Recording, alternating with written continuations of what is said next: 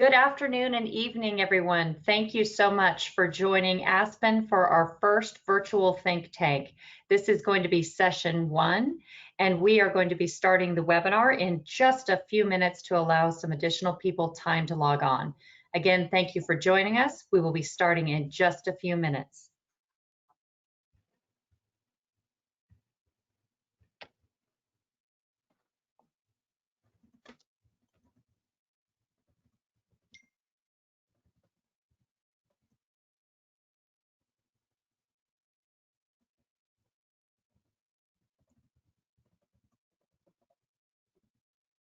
Good afternoon and evening, everyone. Thank you so much for joining the first ASPN Virtual Think Tank.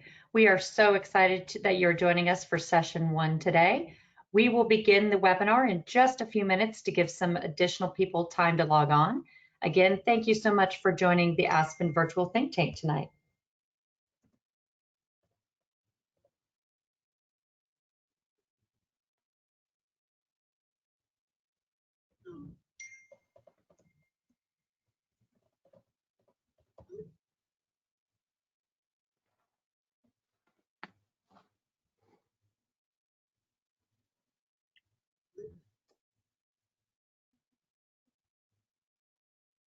Hi, everyone.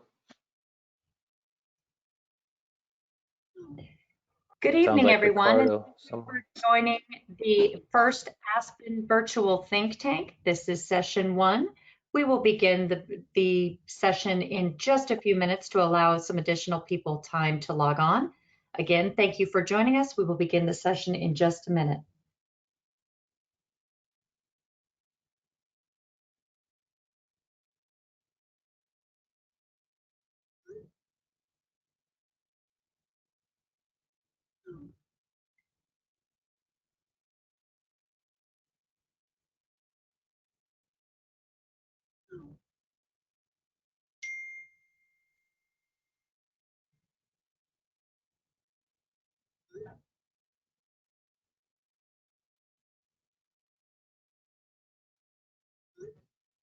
Good evening, everyone, and welcome to the ASPN Virtual Think Tank. We are so glad you've had a chance to join us tonight.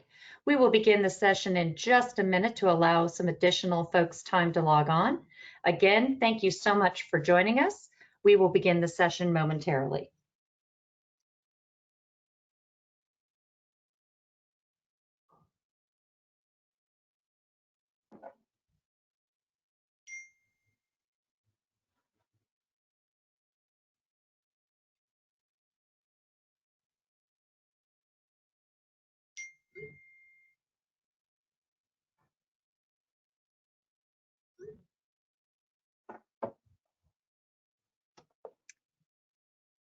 Good evening, everyone. Welcome to the first official ASPN Virtual Think Tank. Thank you so much for joining us for session 1 tonight. I would like to introduce our 2 moderators, Dr. Timothy Deere and Dr. Dawood Sayed. Gentlemen, take it away.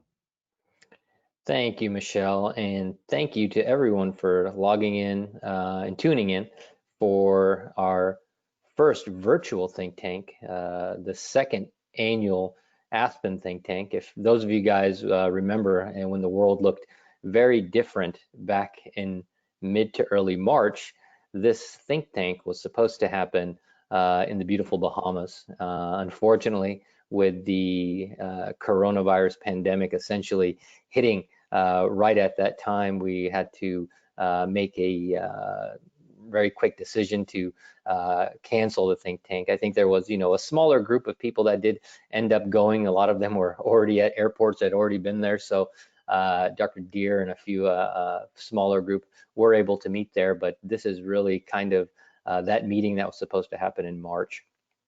So as with the think tank last year in Aspen, which was really our inaugural meeting for our society, it was a really unique meeting that really created, I think, a lot of great collegiality within the industry and our clinicians. So the thought, and this is really Tim's kind of baby and his brainchild, he's been doing these think tanks for years and years, and he'll kind of joke with you about how this has evolved over the last couple of years.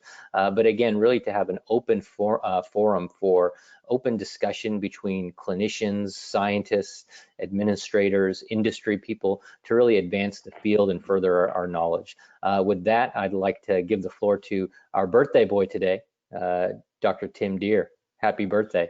Well, thank you, Dawood, and certainly an honor to be here with everyone. And, you know, going back to Dawood's point, we started think tanks many years ago. I had the West Virginia Society of Anesthesiology, and we would have a little pain segment, and we would meet at a hotel in West Virginia, and we would invite about 6 physicians, and we would invite 4 or 5 industry partners to just sit around a table and talk about what we needed to do to advance the field. And it was Switzerland. We never had any competition among our companies that many times were competing every day against each other, but we came together.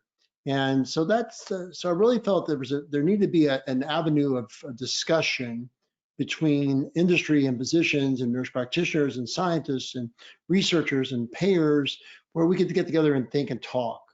And, you know, we have our CME accredited meeting coming up in September, which will be, I think, an amazing presentation Friday, Saturday, Sunday in September, and we'll give you more details into this meeting. That's CME accredited and certainly will be very valuable for your continuing medical education. Tonight is not that. Tonight is meant to be a discussion among colleagues, which includes physicians and includes industry and includes scientists and everyone that really has a concern of advancing the field of interventional pain medicine. That's our goal tonight, and really for the 5 nights of the think tank, 3 nights this week, 2 nights next week. We really want to include that discussion and make it more valuable to you. And hopefully we're going to spur some thoughts in your mind, so you'll go back to your practice or to your business or to your company and make things better for patients. That's really, at the end of the day, Dawood, as you know, our goal. My little meeting of 10 people, Dawood's made larger. And our corporate partners will show these discussions to many people around the world. And so I think this will impact hundreds, if not thousands of people. But the goal remains the same, to exchange information and ideas, to think of the next great thing to help patients. And many of these things are already here. We're discussing new therapies that are exciting over the next 5 days. But we're also discussing what's really valuable, what we're missing. And I think that's valuable. What can we do even better than we're doing currently? So those are some of my initial thoughts. Dawood? Yeah, I think that's, you know, exactly spot on. And what I really have enjoyed about as we've developed these think tanks is, you know, there's obviously a lot of value to our CME meetings that we do, the educational offerings that those have. But there's also, I think, a big gap in some of those things. There's, you know, because of the restraints in CME type topics, sometimes you can't have these open discussions on, you know, new to market therapies or things in development that, you know, may not have a lot of publications or data behind them. So I think these think tanks are really key to kind of form the foundation for future educational events about things, because, you know, the things we'll talk about over the next, you know, 5 days and sessions will potentially be things of CME content, you know, in the following years. So with that, is Keith ready? It looks like he's on. I'd like to introduce him. There he is. Okay. And audio. So I'm really excited to bring in Keith Boettiger. He is the president of Neuromodulation for Abbott. And what he's going to talk today about is how this global pandemic has impacted patients, physicians, and the industry in regards to the chronic pain service line. Keith, the floor is yours, my friend.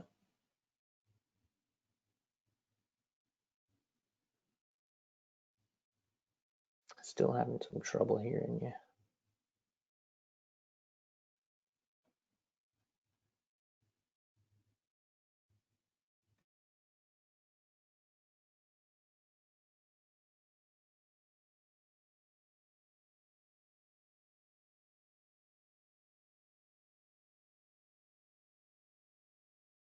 So I'm going to join Keith till Keith's audio gets fixed here. So we can't hear you, Keith. So we're going to. How about now? Yeah, now we can hear you. All right, perfect. All right, good.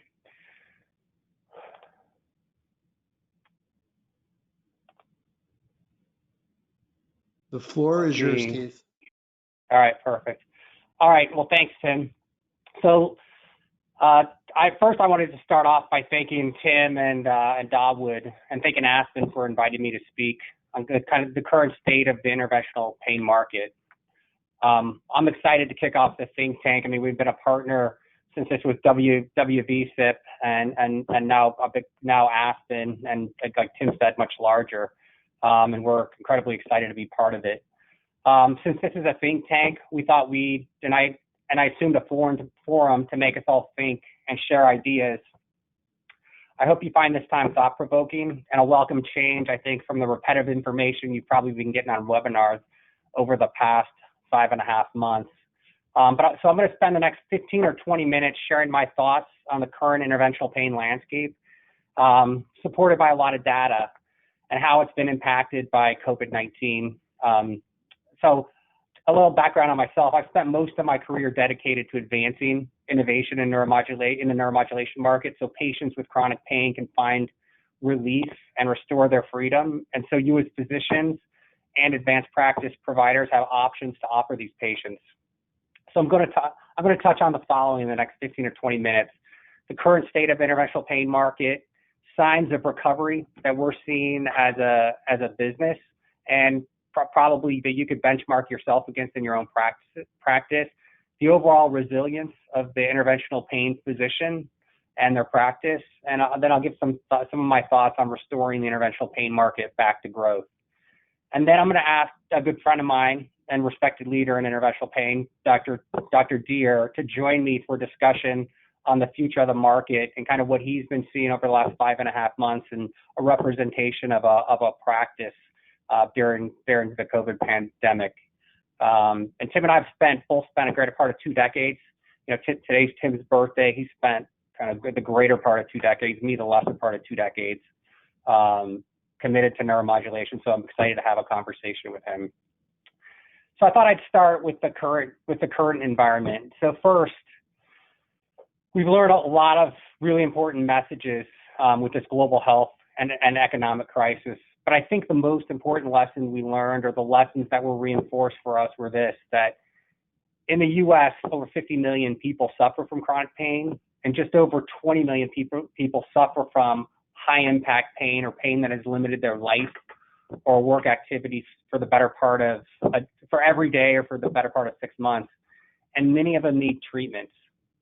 And those 20 million that probably need treatments the worst, they get worse with isolation, because these patients are more and more sedentary every day.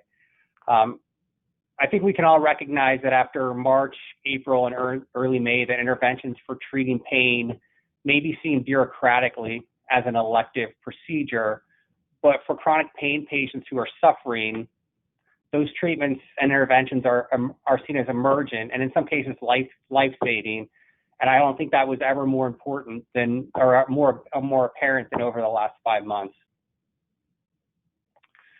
One of the things that I think everybody speculated would happen during this time, and especially when elective procedures were on hold, was that patients with decreased access to treatments and interventions would potentially become more reliant on opioids. And it's kind of too soon to have definitive data on the pandemic's effect on those patients and those patients that would seek opioids.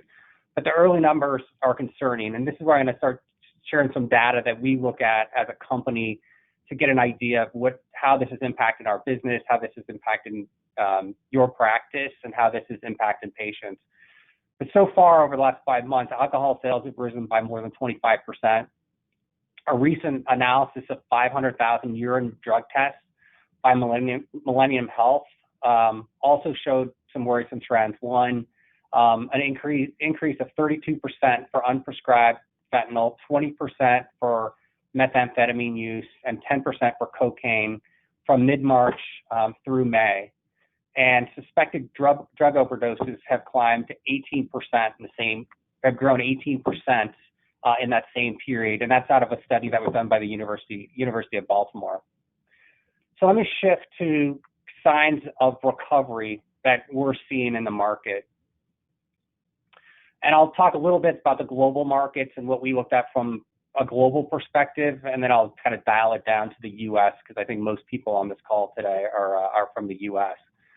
But most major global neuromodulation markets that were significantly impacted by COVID-19 have all started to see an easing of restrictions around elective procedures, and when those restrictions are lifted, we see pretty rapid recovery of elective procedures, with most countries that we do business in reporting neuromodulation volumes at around 45 to 90% of their normal run rates. And so early on in this pandemic, when we were trying to think about how to best model our business and what the impact would be and then what recovery would look like, we looked to China, and Abbott as a company has pretty strong businesses in China, and we use some of those businesses as predicates for recovery timing. And what we knew about China was this: one, they were the first place to be hit with the pandemic. They stabilized. They went on lockdown in February and March. They stabilized their infection rates in mid-April. Previously they had SARS, so they were prepared to deal with COVID-19. But most provinces returned pretty quickly in the mid-April timeframe. And then when we started looking at some of our other businesses as predicates, we could see how rapidly they returned to doing procedures. And that's what we use, number one, to kind of base our business and model our business. So we used the Chinese experience to model our business, a little bit different, but it was helpful for us to understand how elective procedures would respond and return post-lockdown. And so I'll shift now to the U.S. And since most everybody on here is from the U.S., but June and July were incredibly encouraging as we saw a rapid recovery of elective procedures really across the U.S. Now, they started coming back the last week of April, but we saw a really rapid recovery in June and July. Now, there's some U.S. geographies that are still lagging behind in returning to procedural growth, and those are generally in the Northwest and the Northeast of the country. But we're seeing them to start to lift now as well. But those two have been lagging. They lagged in June. They lagged in July. We hope to see them kind of come back in August. But not only did we see strong run rates, but we also experienced a strong recovery of cases that were canceled in March, April, and May. So your practices, your staff, I think with the help of the field organizations and clinical organizations, we're able to kind of move the neuromodulation procedures back onto schedule. And you guys as a practice and ambulatory surgery centers were really able to complete those cases. So we started to see strong run rates in late April and May. They got much stronger June and July, and the recovered cases really started to come back as well. Now, from our standpoint at Abbott, we've seen about 60% of the cases that were canceled in March, April, and May. We've seen those cases perform through July, with a lot of them going into July.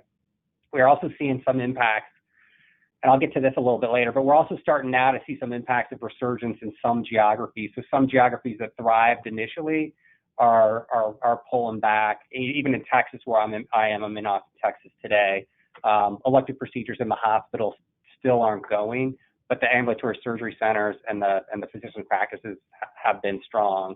But there's an impact from elective procedures being held back in the hospital.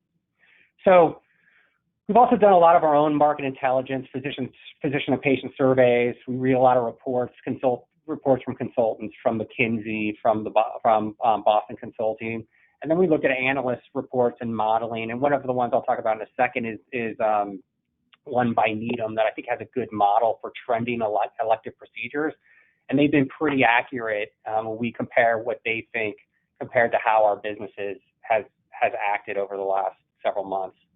But let me share with you some of the recovery data that we look at and use for modeling and understanding the market, so you can compare and benchmark your practice and productivity. So we see 95% or more of our implanters working again. Of the implanters that we were working with in Q1 of 2020, 45% of those are doing 90+% of what we would call their Q1 baseline, so pre-COVID, January, February baseline, with 40% doing less than 50% of what they did from a pre-COVID baseline. Now, the other thing that we're seeing is smaller SCS accounts, and since we're a neuromodulation company, smaller SCS accounts have been slower to recover than larger SCS accounts. That's one data point that we look at. We're also seeing an increased trepidation. Right now, we're seeing an increased trepidation of patient safety concerns and willingness to come back into the practice or procedure area since we've seen the resurgence of COVID in several geographies. So many practices have testing procedures in place, but those protocols don't necessarily use rapid testing, and there's a delay, and that delay in getting testing and results lead to a delay in procedures and or cancellations and fear for patients because patients, one, they don't want to take a test and then go wait 7 or 10 days in isolation before they come back and do the procedures. Tim and I'll talk about that in a second. Look, we've also seen, one of the things that we've seen that's looked really good for us and kind of helped us think about this market is we've seen patient pre-authorizations for both trials and implants return to pre-COVID or normal run rates. And that's a good indicator for the health of the market. And so I told you about Needham. So Mike Madsen, he's an analyst at Needham, and they look at global tracking. So Google Trends on data on 20 elective procedures. And so what they look at is search results for 20 elective procedures on Google, and they look at those search results year over year, over a 90-day period, and kind of week over week. And so if during the week of 7/26 to August 1st, they saw an improvement. I'm just going to give you an example. They saw an improvement of U.S. elective procedures were down, and they don't look at spinal cord stimulation. They don't really look at any pain procedures, but they look at general surgery. They look at orthopedics. They look at cardiovascular procedures. They look at urology procedures. But when they look at those 20 elective procedures in combination, last week, those procedures were down 16% year over year. Although the week before, they were down, for the prior 90 days, they were down 19%. So they're starting to see those procedures coming back. One thing that came in the report late last week that I looked at, what it did show when they look week over week instead of 90 days over 90 days, they showed that the week of 8/1 versus the week of 7/25, that was the first week in really the last couple of months where they actually saw a decline in searches for elective procedures. So all the prior weeks, they saw an increase in procedures over a prior 90 days. But when they looked week to week, what they saw was in last week, procedures were down 10%. Our searches for procedures were down 10% versus 7% the prior week. And so does that mean patients are more scared to come back because of COVID or not? But that's 1 week. That's one data point. We're going to continue to look at that. But they have been fairly accurate in their market, in their data. So look, I'm going to move on. The one thing that we've been incredibly impressed with over the last five and a half months is pain physicians and your practice's resilience has been incredibly impressive. And though I know, and I think we all know, it hasn't come without your own pain, financial pain, being down, not being able to do procedures, but the resilience and your guys' ability to adapt has been incredible. Your ability to be nimble and pivot to digital health tools, to telemedicine, the ability of you to offer that to your patients like almost overnight has been amazing. And one of the things that has really helped in this recovery. So like I said earlier, there are over 50 million chronic pain patients in the US, and to penetrate this population even further, these patients need easy access to care. And I think I think if there's a little bit of a silver lining in this pandemic for practices is that 2019 I think was the first year that I can remember, and I've been in this business for 16 years, almost 17 years at this point, that the market was negative for spinal cord stimulators. And one of the reasons for that was, I think, the opioid epidemic really shifting patients from opioids and medications to interventions by interventional pain procedures. And there's been a proliferation of new procedures. And what that's done is it's created a competition for procedure time for the different procedures. And one of the things that I think that you guys your practices were forced to adapt to over the last several months is finding a way to get patients back on the schedule, to keep the run rate of procedures that you built doing telemedicine, to get those procedures done, and a shift in activities that you do versus ceding some activities to an APP, an advanced practice provider, to be the access point into your practice so you can do more procedures. So that's one of the things that I've spent a lot of time talking about with physicians that we thought needed to evolve to increase your guys' ability to treat the number of chronic pain patients that are out there and get them access to care. So Tim and I are going to talk. I'm going to ask Tim some questions about that a little bit later on. But I think that of anything that's a little silver lining, I think your practices kind of had to find a way to adjust to get more procedures in. And I think long term that'll help with access to care for patients. So I'm going to close with a few things before I invite Tim on. And these are just a few of the lessons we've learned. Some of these will be repetitive, but pain management physicians in both the U.S. and globally, when we talk to them and we've done surveys, all expect to be back to pre-COVID procedure levels before the end of the year, right? Patients are confident to come back for interventions if you give them confidence that they will be safe by putting safety and infection protocols in place in your practice or your ambulatory surgery center. Openings are precarious, and we need to be prepared with safety protocols, digital health tools, financial health strategies, to make sure that we can care for these patients in the current environment if things change rapidly.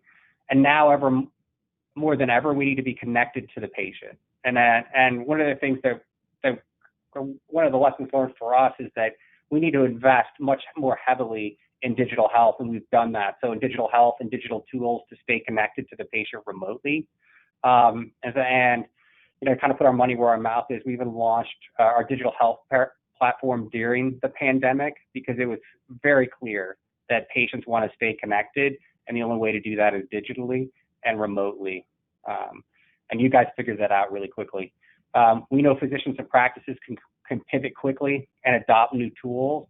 And lastly, and I said this earlier, but I think it's worth repeating, is that while pain interventions are seen as elective, we know that's not how a patient suffering from chronic pain sees them, and it's important that they have access, and that we can find ways to be creative to make sure that they can maintain access to procedures during a pandemic, if there's ever one again, or if there's a resurgence coming up. So I'll turn now, Tim, why don't you jump on? I'd like to have Tim jump on the screen, and I've got some topics. We're going to put Tim in kind of the proverbial hot seat and ask Tim some thought-provoking questions. So Tim, you want to jump back on? No, I'm here, Keith. Can you hear me okay? Yeah, I can hear you. Okay, great. All right, so Tim, research has shown that physicians expect to be back to pre-COVID procedure rates by the end of the year. And we've seen some data that shows that some physicians are already there and some physicians have a ways to go. This is a softball for you, but do you agree with this? Well, Keith, I think it's really interesting. It really depends on your infrastructure and how you're set up. But in general, I do agree with you in those analyses, because if you think about it, many of us, we went on a lockdown. We'll go into more detail on that. We have about a half hour to talk about this.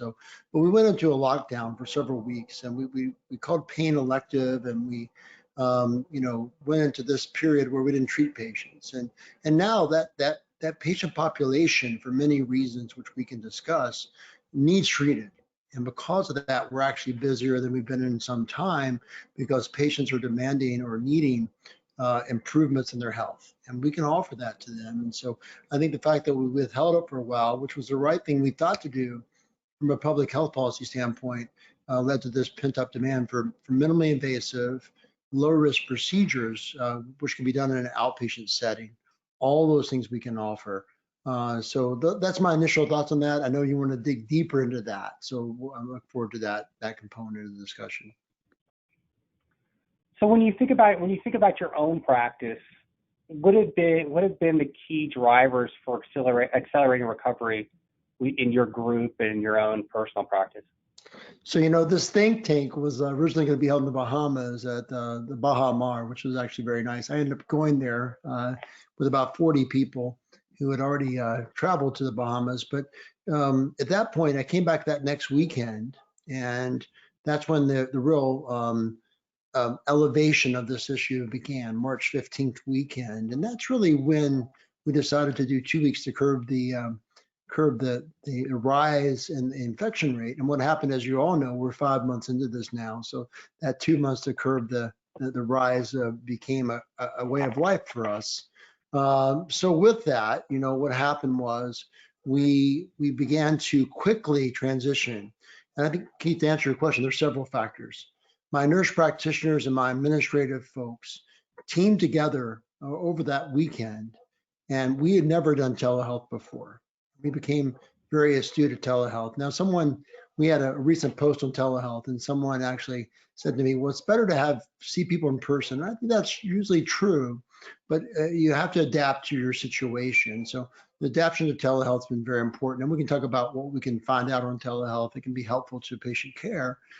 Secondly, our advanced practice providers became much more valuable. They were always valuable, but I don't think we really realized that, because, for example, if we have a population who needs treated with spinal cord stimulation or dorsal ganglion stimulation or interspinal spacers, SI fusion, whatever it may be that we can offer, we really need to make sure they have proper medical necessity. And so our nurse practitioners can be extremely valuable, and our physician assistants in helping us determine that. So one is we went to telehealth very quickly. Two is we still see people in the office when needed, but we want to lower the risk and exposure.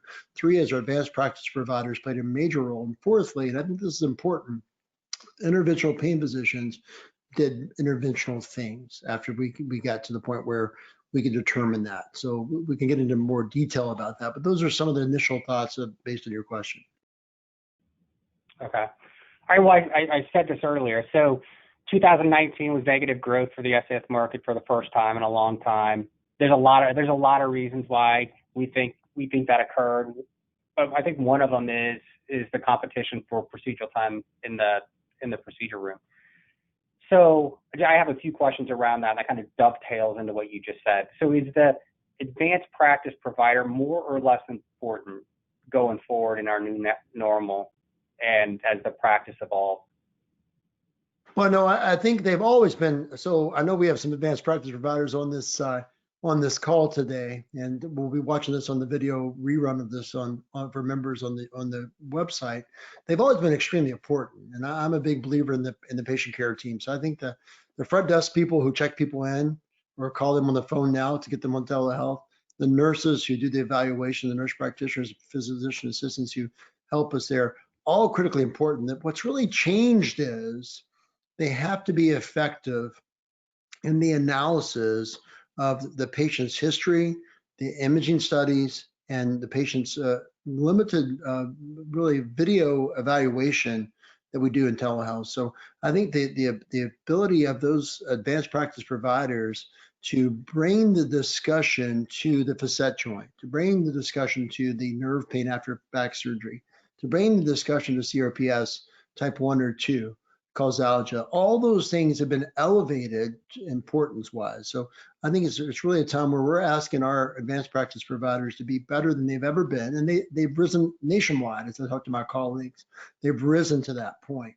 If you're a physician right now on your own with no advanced practice providers, I think you're at a huge disadvantage, because you're spending a lot of your time doing things that aren't really using all the things you could be doing.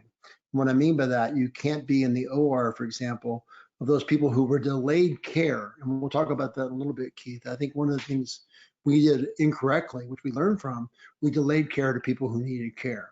So that was a long answer to your question, but the answer is advanced practice providers are more important today than they've ever been, but it's just because we realize it. I think before we knew it, but now we know for sure that a really great interventional pain practice involves a physician who can steer the ship and do what's needed from the interventional pain physician, but a team of people, including the advanced practice provider, who can make the right diagnoses, find medical necessity, be compliant in documentation, and let us do what we do.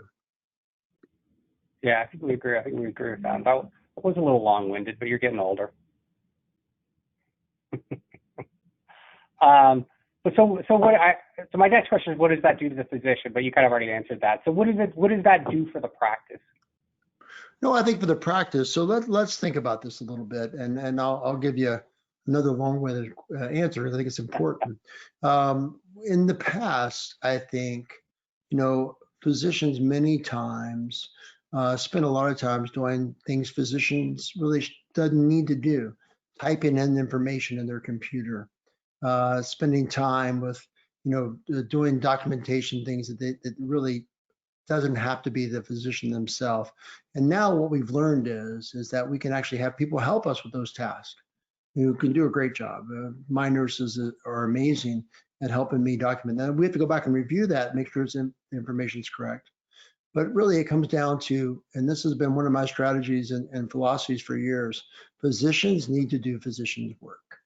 If you're worried about coding and billing and documentation yourself, and without help, then you're in problem. Then you need to make sure you're overseeing all those important aspects, including compliance. But you have to be available to help patients. And right now, because patients need you, remember we delayed care, Keith, for a few months. So people who before weren't on opioids got on opioids. As you noted in your comments, overdose deaths are up in America. We had been making this great progress, and I'm in Appalachia where we had a lot of overdose deaths. We've been making this great progress, and now we're seeing an increase, a bump up for the first time since 2016 when the CDC came in. Secondly, we're seeing people who used to be walking to the church and to the store and to the synagogue and to the mosque. Now they can't do any of that. So their function has gone down.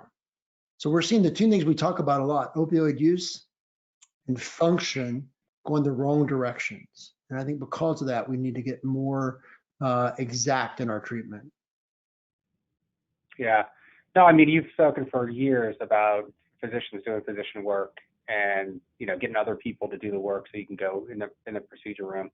Has your thinking about what doctor work is evolved? No, it really has. And I'll give you an example of that. Dr. Chris Kim, who I think is one of the best physicians in the world, and certainly if I need to have a device, he would be one of the few people I'd have implant me. So that gives you a little bit of my thoughts on Dr. Kim. And Allison Engel, our new physician, and Warren Grace, who was with me for a number of years. All those physicians do great work. But remember, if you're waiting 6 months to get an ablation done, and you're the patient suffering, that's unfortunate. So one of the goals is to have the physician more available to do the advanced minimally invasive procedures. And in my practice, for example, Keith, we've done that. We're actually freeing the physician up 4 or 4.5 days a week to do procedural implementations can help patients. And that's only possible if you have a great team. You can't do that without trusting people who are really good to help you achieve those goals. Yeah. Let me ask you this question, a quick answer. So, I laid this out. I don't know if I did a great job laying it out, but the Google Trends data shows that over the last week, maybe 2 weeks, that Google searches for elective procedures have declined. Have you seen any decline in your own practice over the last couple of weeks after coming back and kind of ramping up really fastly? Have you seen it taper off or decline, or are you still on an incline? No, I think we're still on an incline. The reason being this, and I think there was a pent-up demand, and many physicians satisfied that very quickly. But when you're in a population where there's a great deal of suffering, then I think that there's going to be continued need. And part of that is, and I think this is important for physicians, Keith, and that is we have to make patients feel comfortable coming back. And I think one of the reasons that they're seeing that decline is we had the COVID improvement, and now we've had the COVID spike. And I think a lot of patients became afraid again to come back near a facility because they're not sure if it's safe. And so I think that's one of the reasons nationwide we're seeing this this reduction in elective cases, because people felt pretty comfortable. But now you watch the news every day and you see a real worrisome time where people see friends, neighbors, grandparents who are very ill from this disease. All right, perfect transition for my next question. So we've seen market data that suggests patients are still nervous to return for care, upwards of 75% of patients, but that number decreases significantly if they are confident their physician can give them confidence they will be safe. Then it reduces to about 38%. So how are you addressing patient safety concerns? And do you have any advice for other physicians on how they can ease patient fears of seeking medical care? Well, that's I think a very timely question. So let's talk about a few different areas there. One is your facility. And I think it's important if you own a private practice, ambulatory surgery center, or hospital, that everyone's on the same page. That means the patients wear masks, the physicians wear masks, the staff wears masks, temperature checks, all those things are critical, proper spacing. And you need to make sure the patient understands in advance that all those things will be done and that you enforce those things. So if someone comes in who's unwilling to wear a mask, you can't treat that person, unfortunately. You just have to keep everyone safe. So one is you have a very safe policy. You educate patients about their safety and how valuable it is to you. You follow it yourself and you enforce it. Secondly is testing. You know, certainly if there's any worrisome time for testing, right now it's very difficult. So if I had a test that takes 7 to 10 days to come back, and I tested you and you got tested 5 days before your implant, and now you've been exposed to new people on day 4 after your test, you may be positive we would never know that. So I think rapid testing, like the now testings, the rapid tests that you have, you're in a good position for this, are very valuable because we need to know what's going on with that patient at the moment, because if they were positive and came into the facility, it's a risk to everyone, but also it may affect their outcome. Because as you may have read, Keith, and you probably have, 30% of asymptomatic patients with COVID may have pulmonary injury. And that's really a very worrisome trend. So I think the rapid testing that can be available are going to be critical to our patients and to us, because we'd like to know ourselves if we're feeling really under the weather. So what protocols do you have in place? Are you testing your patients today? So we have not been testing our patients uniformly because of the lacks of availability. And I think all that's been, that's based on your facility for the most part, what your facility can do. And, one of the things we want to be able to do, when we are testing patients who are higher risk, who have been potentially exposure or have a fever, we've been doing the normal antigen testing, which takes, again, 7 to 10 days. So the ID Now testing that you have available, our hope is over the next few weeks, we can implement that, where we can test everyone the day of the procedure, the day before the procedure, and make sure that we can actually give a good assessment. That's one of our goals. Now, whether or not the facility can accomplish that in West Virginia, I'm unsure, but I think that would be very valuable, because if you get tested and it takes 7 to 10 days to get the results back, it won't help you. But one thing we have done, which I think is really important, is that we've really assured proper PPE. And I think that's very valuable. We need to make sure all the staff has proper PPE. As you remember early on, that was a real issue for a lot of facilities around the country. So I want to applaud, hospitals, ambulatory centers, practices who spent the money needed to make sure we protect our nurses, doctors, and other people involved in healthcare. Yeah, it's been it's amazing, and PPE is important. And I think we all agree rapid test is important. And we do have a rapid test now. Most of those rapid tests have been going to hotspots across the U.S., and we've been focused on manufacturing and making sure that we can manufacture more and more tests. But I think manufacturing is starting to free up, and we're hoping that those tests will make it into ambulatory surgery centers and in the near future. No, I think when that's available to ambulatory centers and to hospitals, I'm in the outpatient center in all 4 of the hospitals we go to. That'll be extremely valuable to us. So I'm hopeful you can do that. I know you've had limitations because of the need for testing around the country in hotspots, but we're hopeful that that can become a normal part of practice. So hopefully you can achieve that going forward. Yeah, that diagnostics team's done a nice job scaling manufacturing, and I know that ASCs are going to be one of their targets going forward. So as soon as that manufacturing scales, I'm sure they'll be out calling on ASCs and offices. All right, so let me ask you the next question. How have you seen industry respond and adapt to the current environment? Well, I think industry in general has done a great job, and I know we're going to have many industry partners over the next 5 days, but I do think that, what we saw initially was industry, and I'll make this pretty brief, Keith, but I want to go through a couple different aspects of this. Industry really initially cared for their employees, and I think that's very valuable. I know when my reps for different companies came in, they had N95s from their companies. And I think that's important because, that says a lot about the industry in general, whatever company it may be, including your company.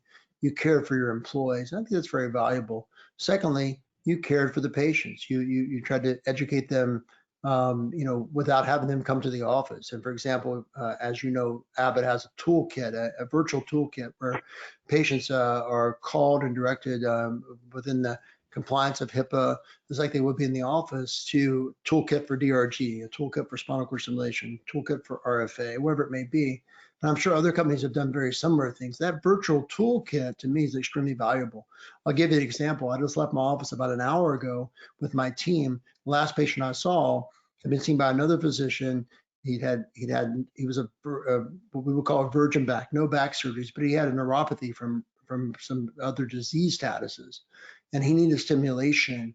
And so I explained it to him, showed him models on the computer, but also we're going to have someone get a hold of him tomorrow and give him the virtual toolkit links. That's very valuable to me and to our patients. So those are just a few examples of what I think industry is doing, including your company, which I think is very helpful to people to avoid exposure to COVID. Good. All right, let me shift gears a little bit. You mentioned telehealth earlier when we were opening up, but how? And this is a question that I have. You and I actually talked about last night. How can you prepare yourself to best diagnose a patient for a procedure via telehealth? So, I recently posted something on LinkedIn about telehealth. We had about 60,000 views of that post, and I had many positive comments because I think we have to pivot that direction. And one negative comment, and someone said, well, it's not as good as seeing people in person, and doctors should be seeing everyone in person. And I thought that was a negative comment, but I understand it, because you're a patient, you like to be touched and you like to be examined, and we think that's valuable too. But let's think about what we can do in telehealth, because there are some challenges, but we got to keep people safe, right? So number one is we can get your records in advance. That's one of the requirements I have for all referrals. We see your records in advance. That's number one. But the doctor, nurse practitioner, PA has to review those records. Two is we can get your imaging in advance. We got your imaging and your records, which are very, very helpful. Three is we get your history. You get to tell us about yourself. In fact, I think it may be better than sometimes, because I'm actually on a screen like this with the patient. I actually have eye contact and we're really talking. I think that can be better. And then we can do a video virtual examination. So I'll have them, if they have someone with them at their house, I'll have them make sure that the screen's directed, and I'll watch them walk. I'll watch them, if they have CRPS of their hand, I'll have them move their hand, do different motions. All those things are very valuable. Now, is that just as good as seeing someone in person? I think in a lot of cases it is. For example, I had a patient today, it's severe lumbar spondylosis, severe back pain. When they extended their back, they had severe pain in their back. They had no leg radiation. Their x-rays were consistent. Their history was consistent. And so obviously that's a patient who would be a good candidate for medial branch block and possible RFA. Just an example. So I think we're doing the best we can do. And I think we're getting better at it, actually. So I think as time goes by, this is improvement. And lastly, and this is important, even though it may not be as good, if you have a patient who lives 5-hour drive from you, who does every 6 month checkup on their stimulator, who has good pain relief, to make them drive 6 hours and sit in your waiting room for an hour and see you for 10 minutes makes absolutely no sense for anyone.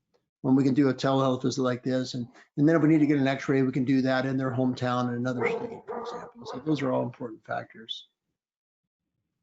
All right, another good segue to my next question, though. And let's bring it back to neuromodulation. So what do you think is the future of remote care for an SCS, DRG patient, or neuromodulation patient in general? Well, I think remote care, I was on a meeting today with a bunch of cardiologists from New York City and from Germany, and they were talking about remote care and the cardiac patient. And all that I think is extremely exciting for the cardiac patient, but it's exciting for us too. Now, I think it all depends on what you call remote care. And what I mean by that is if you call the patient up and you say, hey, Bill, how you doing? And, can you get out your programmer and we'll talk about it, and you talk them through programming, that's valuable. That's not remote care. Remote care, which I believe you're getting very close to if you're not already there, you have the patient have their Apple device, and they have their device in their body, and you can read what's going on. You can change their cathode anode configuration. You can change their amplitude. You can change their pulse width. You can change their frequency. You can do all those things without the patient leaving their couch. And to me, that's what remote care is. I think that would be extremely valuable because, again, for a patient who's in pain, who's having a flare-up, if you can get on and tell me what's going on and make some changes with my direction, that would be very valuable.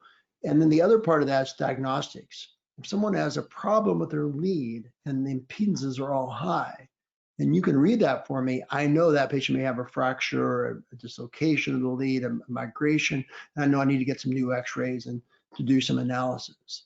So not only could you help someone programming wise, but you may diagnose a problem for me that I can then use that diagnosis to help somebody. So those are my initial thoughts. Good. All right, two more questions. What pivotal shifts have you seen over the last 5 months, 5.5 months that you think will last beyond this pandemic? Well, first of all, let me say I was wrong about this pandemic. I had a X-ray technologist ask me, "Do you think this is going to be bad?" early on, and that's probably February, and I said, "No, I think it's going to be okay."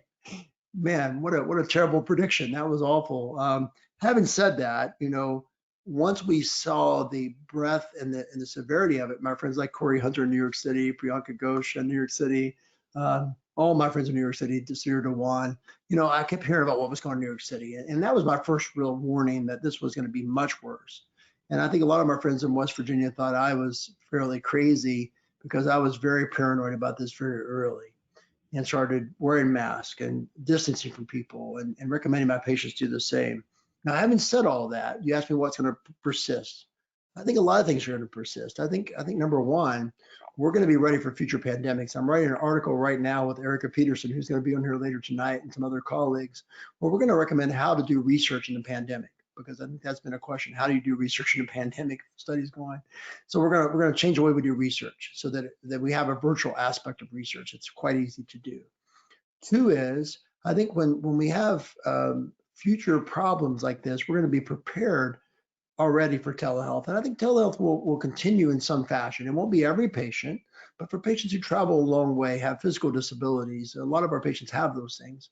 Telehealth will persist and will be hopefully reimbursed. And I've been told by folks like our senators in West Virginia, we have two great senators, Shelley Moore Capito and Joe Manchin, Republican and Democrat, both great people, that they're going to try to help telehealth be available. But I think the other thing that we've learned through all this for medical care is we need really good quality, high resolution internet services around the country. So I'm hopeful that one thing comes out of this is that the nation makes a commitment to have rapid, high quality internet throughout the country for all of our potential patients, because it could be very valuable going forward. So those are some of the changes I think will persist. And lastly, I think the role of the APP in pain practices and spine practices will persist. They'll be more valuable than ever. And I think the patient care team will be more valuable than ever.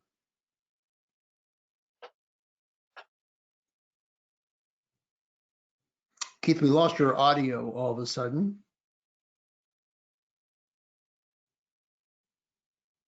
Can you hear me? I can now. Tim. Yes, we hear you now. You hear me now? Yes. Okay. I can't hear you, but I'll still I'll talk. All right. So I agree. I mean, we think the APP. We think the APPs are becoming more and more. I mean, I get that they've always been important, but they're becoming more and more important to free physicians up to go do more procedures. And I agree with everything else you said. So, look, we're going to close it with this. There's no denying times have changed, and we have to approach everything differently, really, than we did before. So my last question to you is, what's the future of the interventional pain physician practice, and what's your prediction of what the interventional pain physician will be doing here going forward? So let me go back in time, Keith. I'm going to think about 4 minutes on this question, and then I'm going to ask Dawood to come back for the last 4 minutes of our segment before we go to our next section. In 1994, when I left fellowship, we were doing 4 contact SCS leads, and we were really fighting for the ability to do a permanent implant because we weren't sure it was within our scope. In 2020, fast forward 26 years, we're doing great things. We're doing minimally invasive procedures that help patients around the U.S. And around the world. I know Paul Verrills is on this webinar tonight. We're doing things that really are going to be less and less expensive, and I think the cost effectiveness has become very valuable compared to an open, larger procedure. Now, don't get me wrong. I have great friends that are neurosurgeons, orthospine surgeons. We need the larger procedures in many patients, but in patients in whom the comorbidities are too severe to have a larger procedure, or people who aren't quite bad enough to have a larger procedure, we can do many minimally invasive things to help people. Spinal cord stimulation is evolving every day, and it's getting better all the time. We're getting new tools, new waveforms, new ways to treat patients with spinal cord stimulation. DRG is evolving. We're going to see more and more ability to place DRG leads in patients that we never had before. Radiofrequency ablation, we're getting more data. I just published a paper showing that the higher your dose of opioid, the worse your chance of a good outcome. So now we've learned we need to do earlier interventions. What that tells me is before someone goes on a high dose of opioid, let's do the ablation because it may have a better chance of working. All these things in every area continue to evolve. But what's even more exciting, Keith, and I think you'll agree with me on this, there's so many things that we haven't thought of yet. And that's why this think tank's valuable. Tonight, if you're thinking about a patient who has discogenic pain, is the right solution vasovertebral nerve ablation or not? Is it PRP or regenerative medicine or not? Is it some other intervention? Is it spinal cord stimulation in the virgin back with discogenic pain? Is it like my friend Ken Chapman and John Kellaward say, DRG at T12 or L2 for discogenic pain? I don't know the answer to those things because we need the research to prove it. So that's a lot of things I threw into this pod here. But what I will tell you is that the future of interventional spine and pain care is very bright. And as long as we do several things, put the patient first always, put patient safety and advocacy first, get more data, continue to build evidence, and do the ethical right thing for our patients. If we do all those things, our future is bright. And I think that's what the people that join Aspen that I've had interaction with, those are the type of physicians we're attracting to join us because they want to see innovation. They want to see collaboration with companies like yours who's doing a great job, but they put the patient safety and efficacy first.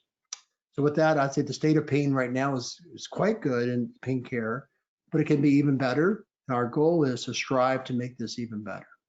So that would be my thoughts on that issue.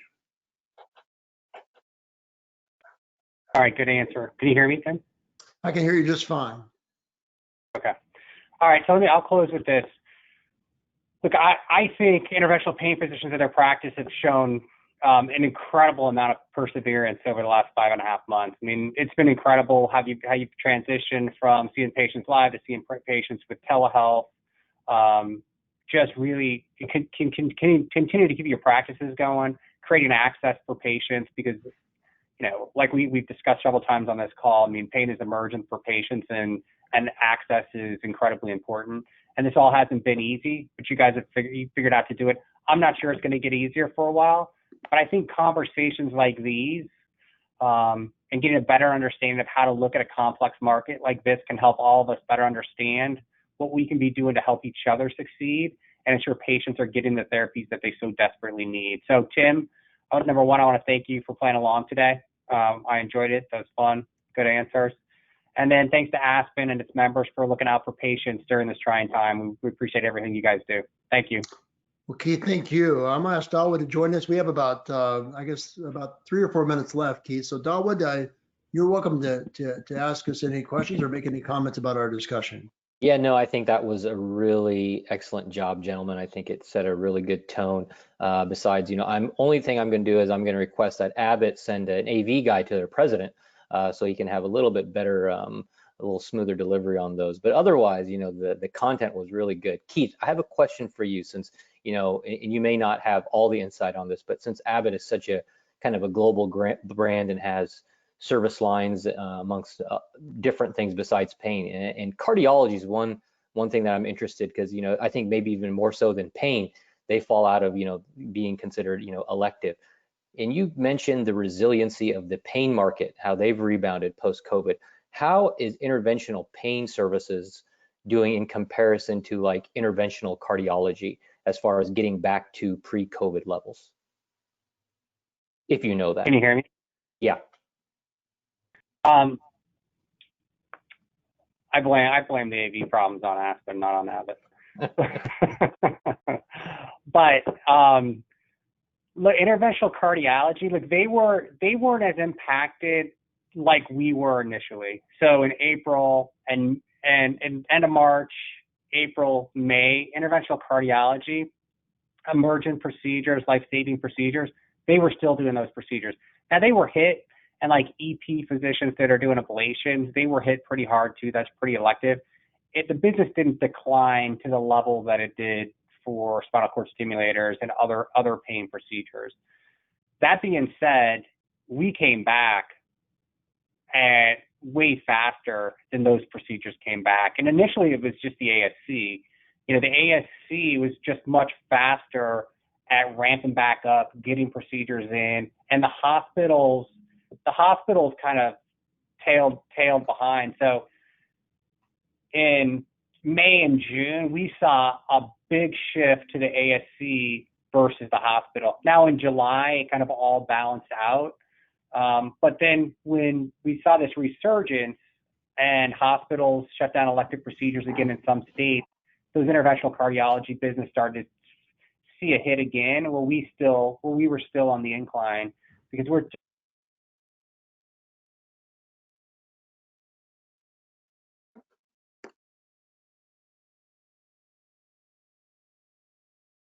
Keith, we lost you again.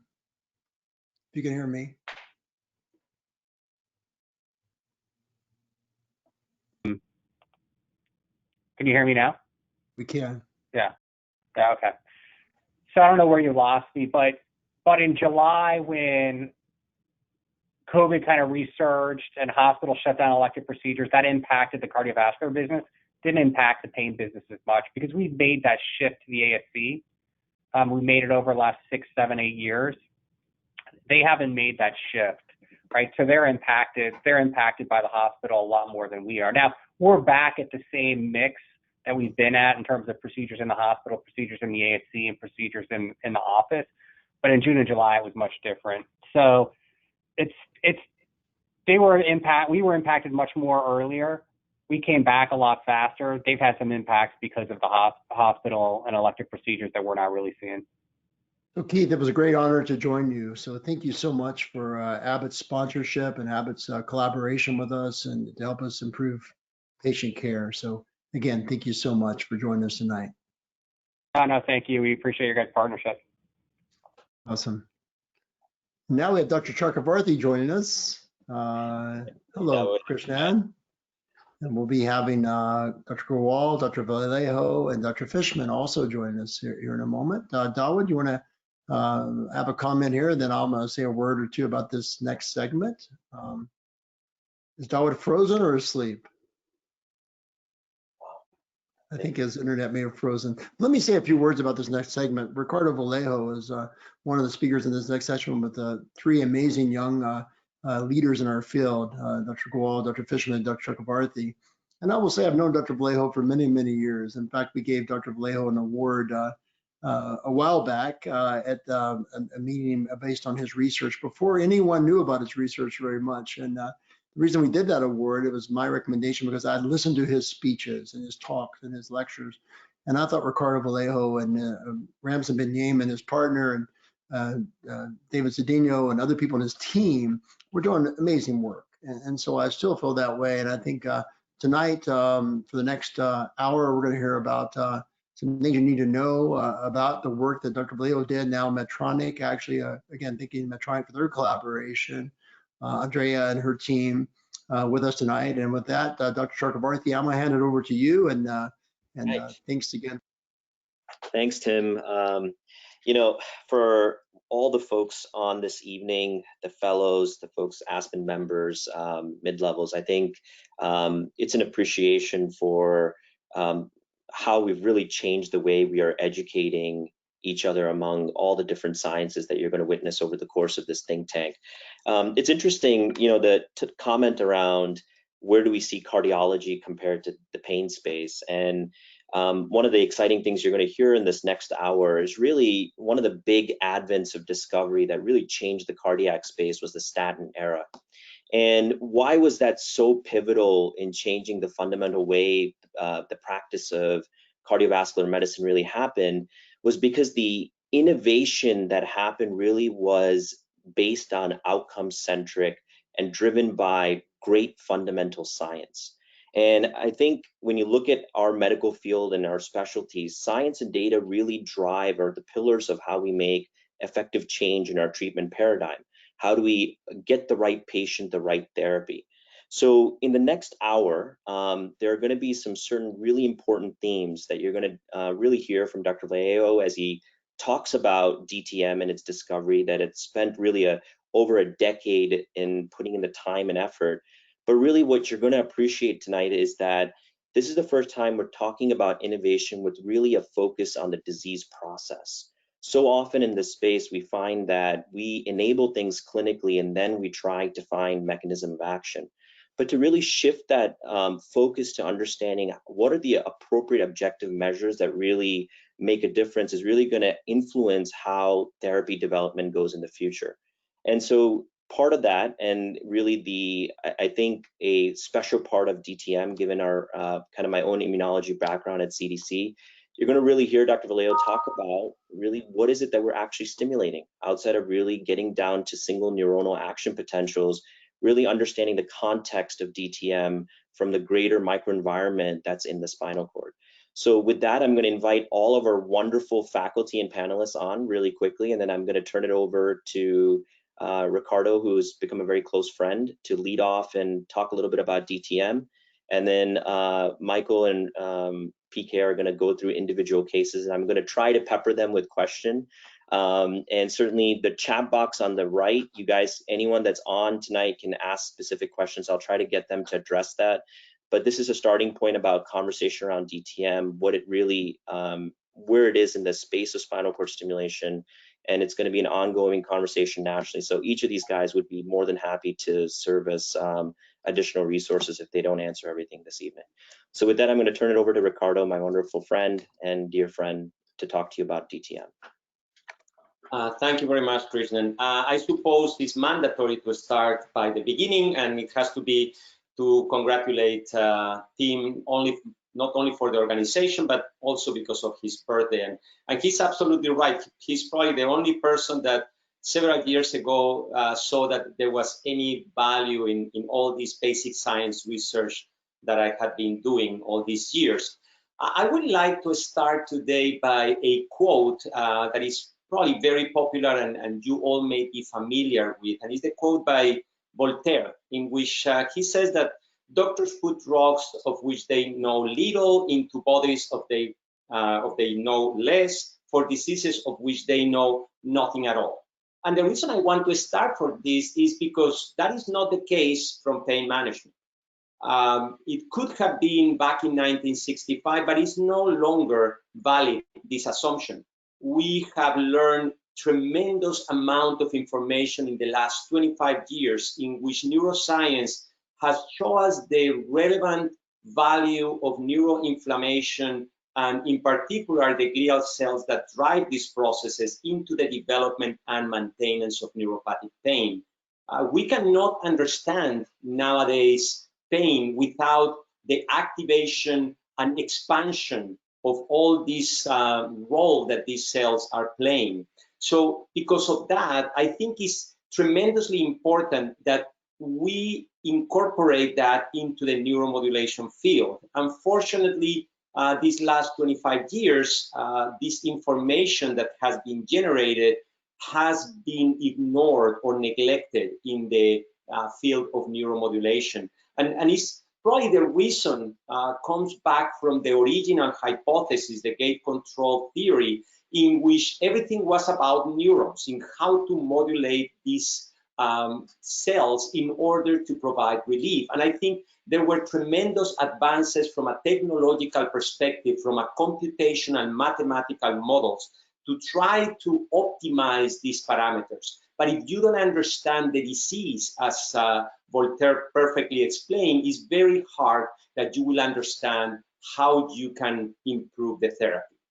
I'm presenting here the anatomical study that we recently did, in which we look at what was the cellular components within the areas of T8 and T11 that we commonly approach when we want to provide relief for patients with back pain or radicular pain. And interestingly, nobody had done this study before. We use specific monoclonal antibodies for the main cells that are under this region of the spine, which include neurons, obviously, but also microglia, astrocytes, and oligodendrocytes. And what we observed was very interesting, and is that the large majority of the cells in that location was represented by glial cells with a ratio of 12:1. So probably the first piece of information that I think is relevant is that no matter whether or not you want to do it, these cells are exposed to the electrical fields that you are applying. And just like a brief summary, I will describe that after the injury, what typically happens in the process of central sensitization is that the microglia become activated, and this activation of the microglia will generate the release of multiple molecules. Within those, probably the most commonly known in the central sensitization process are cytokines, and maybe the most popular out of those are interleukin-1 beta or TNF-alpha. Well, once the microglia becomes activated and there is a phenotypic change, there is a change in the expression of the genes of these cells, then there is a release of these molecules and activation of astrocytes. And astrocytes are in charge of controlling the environment within the synaptic cleft. So they regulate the neurotransmitters, in particular GABA and glutamate, but also once they have these phenotypic changes, they start releasing these cytokines and further enhance these pathological processes. And only over the last 6 years or so, there has been a tremendous amount of interest in the oligodendrocytes, cells that can lead to the myelinization of hundreds of surrounding axons, and has been demonstrated that the stimulation of these oligodendrocytes could lead to the modulation of neuronal conduction or axonal conduction in all those surrounding neurons. So something that is very relevant is that, first of all, now we know a lot more about the disease. We also know a lot more about the body. Now we understand that there is not only neurons, that in reality the majority of cells are glial cells when we stimulate. And finally, the big question when Voltaire was saying that doctors put drugs of which they know little, the question is, what do our prescribed therapy, in this case, the electrical signal, do to these neural cells that are exposed to the electrical current? And this is what my team has been focused over the last 15 years. How can I determine each one of the different variables of the electrical signal? What do they do when they are affecting or exposing these cells? And For our team, very early on, it became quite clear that certain components of the electrical signal could affect biological processes and these cell populations in different directions. So just as a framework, I will say that if you think about injury, an injury will upregulate or downregulate certain biological processes. When we look at the transcription of genes, proteomics, and phosphoproteomics, we can trace what is the effect of these different components. And what was fascinating is that while there were some components of the signals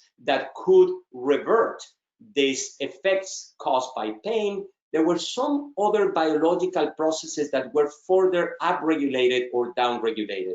And that's how we came up with this working hypothesis into the combination of different signals into a multiplex signals, trying to lead to the modulation of those genes towards the naive state. Next one, please.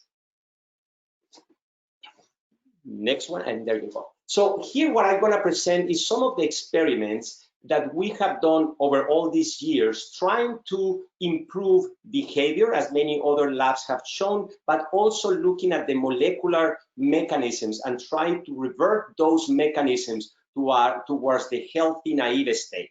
And then here you see in the first, in the left side, you can see how when we compare in an axotomy model, the sciatic nerve was partially sectioned, and then we apply high rate at 1200 Hertz or low rate at 50 Hertz, and we compare it with this differential target approach, we observe that the benefit of the differential target was significantly superior to baseline, but also significantly superior to the other two therapies. One of the most important aspects in science is the reproducibility. And here you can see in these two tables how you can observe very similar results between a rodent model and a sheep model. So you have pretty much exactly the same results when you extrapolate the results that we work on in a rodent model and you extrapolate those into the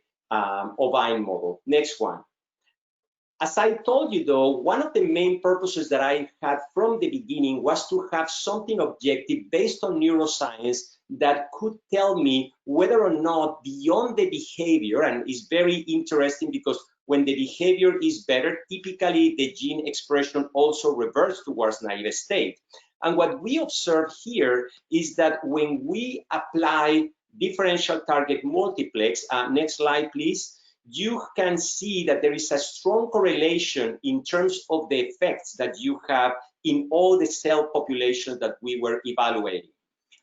You can see here the column. The first column represents the naive state. In other words, it's an animal without injury, and I would say it's the gold standard. It's where I want to revert all the genes. Interestingly, for example, for microglia, you can see how the low rate does not revert towards the naive state, but further upregulates some of these genes that were affected by pain. It's interesting to consider whether or not these biological effects may be the reason why this beneficial effect that we see in the clinic get shadowed over time as you continuously stimulate these patients. But next one, but if you look at what happens with the other cell population, with the cell populations when you apply high rate or low rate, next one please, you will see how there is the differential target is the one that leads those parameters more towards the naive state. Now, you may wonder, how do I know that I am modulating these particular cell types? Well, nowadays, because of this ability, technical ability, I can isolate around 31,000 genes in this rodent model, and then I can specifically look for a set of genes that are differentially expressed by different cell populations. So within our data, we identified 101 genes that were unique for microglia, 190 for astrocytes, and 154 for oligodendrocytes. And what we observed is that only differential target multiplex has a strong correlation coefficient for all these cell types. I want to make sure that I explain that I'm not proposing that we only stimulate glial cells. There is also neurons. Next slide, please. And the neurons obviously play a very important role. So we did the same type of experiment. In this case, we isolated 72 differently expressed genes for neurons. Next one, please. And you can observe how when you compare next one with low rate, with high rate, next one, or with DTM, next one, DTM also obtained a strong correlation coefficient in terms of the modulation towards naive state for this particular cell population. Next one, please. So I think it's important to say, though, that these experiments have shown us that in the preclinical studies, DTM has greater reduction in pain behavior than low rate or high rate, that the glial cells were modulated in addition to the neurons, and that these biological processes that were affected by pain, including genes related to neuroinflammation, were reverted towards the naive state. This research, this preclinical research, and I have to disclaim my fundamental bias, and is that I am a clinician. I've been working in pain management for the last 20 years, and obviously my main goal from day one was to try to obtain information that could be brought into the field of neuromodulation to optimize the therapy. So based on this particular data, we were able to get inspired to use what is nowadays called differential target multiplex stimulation. And in this particular process, there is multiple therapies that are combined. And then we have the ability to provide right now these therapies in which each one of them has 4 different signals, and they are targeting, based on our anatomical studies, 6 different anatomical locations, and the patient has the ability to titrate the amplitude of these signals for each one of the process of the program, so they can optimize the results of the pain that they are experiencing. Next one, please. This is the preliminary results, the 3-month data that was presented at NANS this year. And this is a randomized controlled trial, open label at 12 different sites in the United States with 128 patients that were randomized, out of which we followed them up, 92 of them at 3 months. And what I'm presented here is intention to treat analysis. In other words, every single patient that was randomized was considered at the 3-month primary outcome. And what we observe is that defined as 50% reduction, that is the responder. That is the first definition. You have a responder which experiences more than 50% reduction in the pain from baseline. And we observe how the control arm, in this case, conventional stimulation, was able to reduce the axial low back pain by 51% at 3 months, while the differential target multiplex was able to reduce the pain up to 50% in 80% of these patients. What was also very exciting for us was that not only 80% of the patients obtained more than 50% relief, but when you took all the patients in the study, once again, by intention to treat analysis, you observe that those that obtained profound response, more than 80% relief, represented 1/4 of the patients with conventional stimulation and 2/3 of the patient with differential target multiplex. Next one. Now, when you look at low back pain, that represented a 74% reduction of the axial low back pain versus 46% reduction in the conventional arm. And when you look at the mean pain at the 3 months, it was 1.88 in the group with differential target multiplex. Finally, if you look at radicular pain, you will observe that there was a 72% reduction for leg pain, different from back pain that was statistically significantly superior. Here, there was no superiority, first of all, because the patient population was calculated for axial low back pain, and second, because the conventional stimulation in this case managed by Medtronic, obtained almost 60% reduction in the radicular pain versus 72% reduction in the differential target multiplex. And that's it. Thank you very much. Next slide. Thank you. Ricardo, so I'll have one quick question for you. So, you know, I think I can appreciate this, especially because I'm literally next to Tony Yaksh's office, and I know he's really been a big proponent of a lot of the preclinical work, which today, the advent of a lot of the intrathecal morphine work has come from a lot of that germane preclinical data.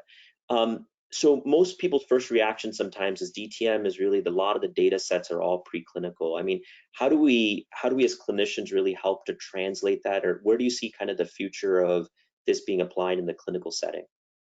Well, as you noted, Chris, the preclinical data for DTM is very strong and has been instrumental in the development of this working hypothesis and the DTM approach.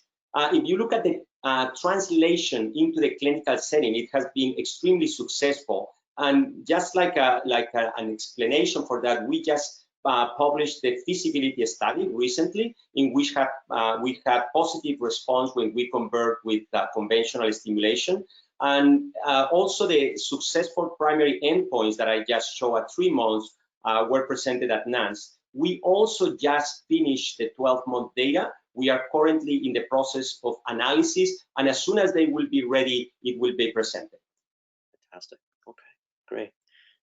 All right, next, Dr. Fishman, who also needs no introduction, who's actually a close friend, and really excited to see him present one of the case studies and kind of talk a little bit about different ways he's seen looking at outcomes with DTM. So with that, I'm going to turn it over to you, Mike.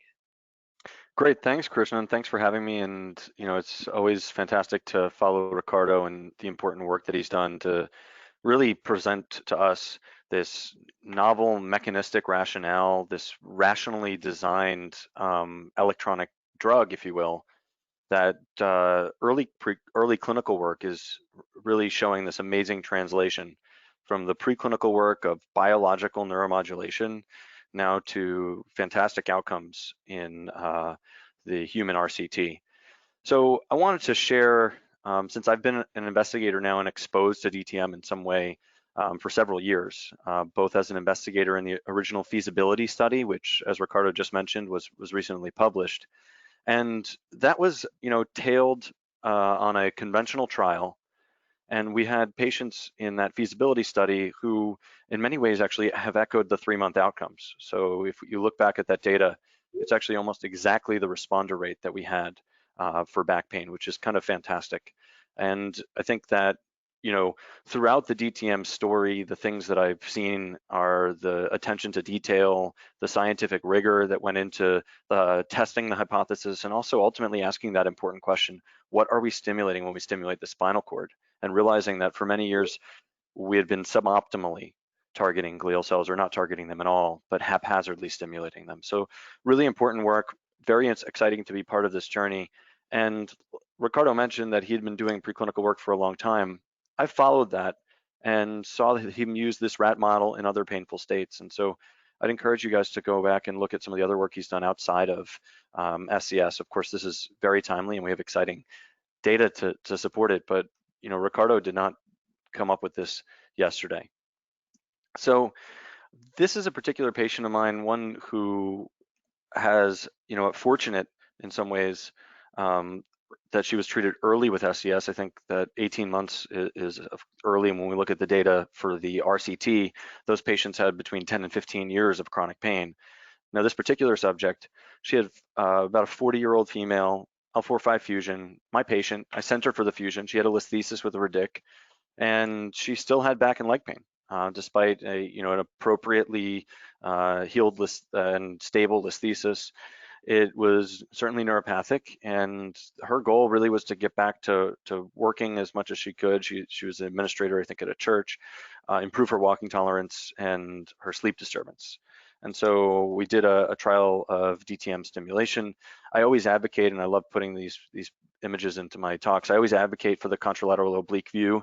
I think it's a beautiful way to introduce SCS electrodes into the spine at any level, cervical, lumbar, thoracic. I think it gives you such a nice pathway. So I always try and highlight that when I'm talking about this slide. So this is a very typical SCS patient. Next slide, please. And she had tried in the interim since her fusion PT, she had had some injections for a presumed post-operative radiculitis or persistent radiculitis despite stabilization of her listhesis and discectomy. She had some SI joint pain perhaps, so we blocked her SI joints, no relief. She had never gotten off of the post-operative medications and was on about 75 MMEs per day chronically. So we trialed her with DTM, and she came back on trial day 4 with 100% leg relief.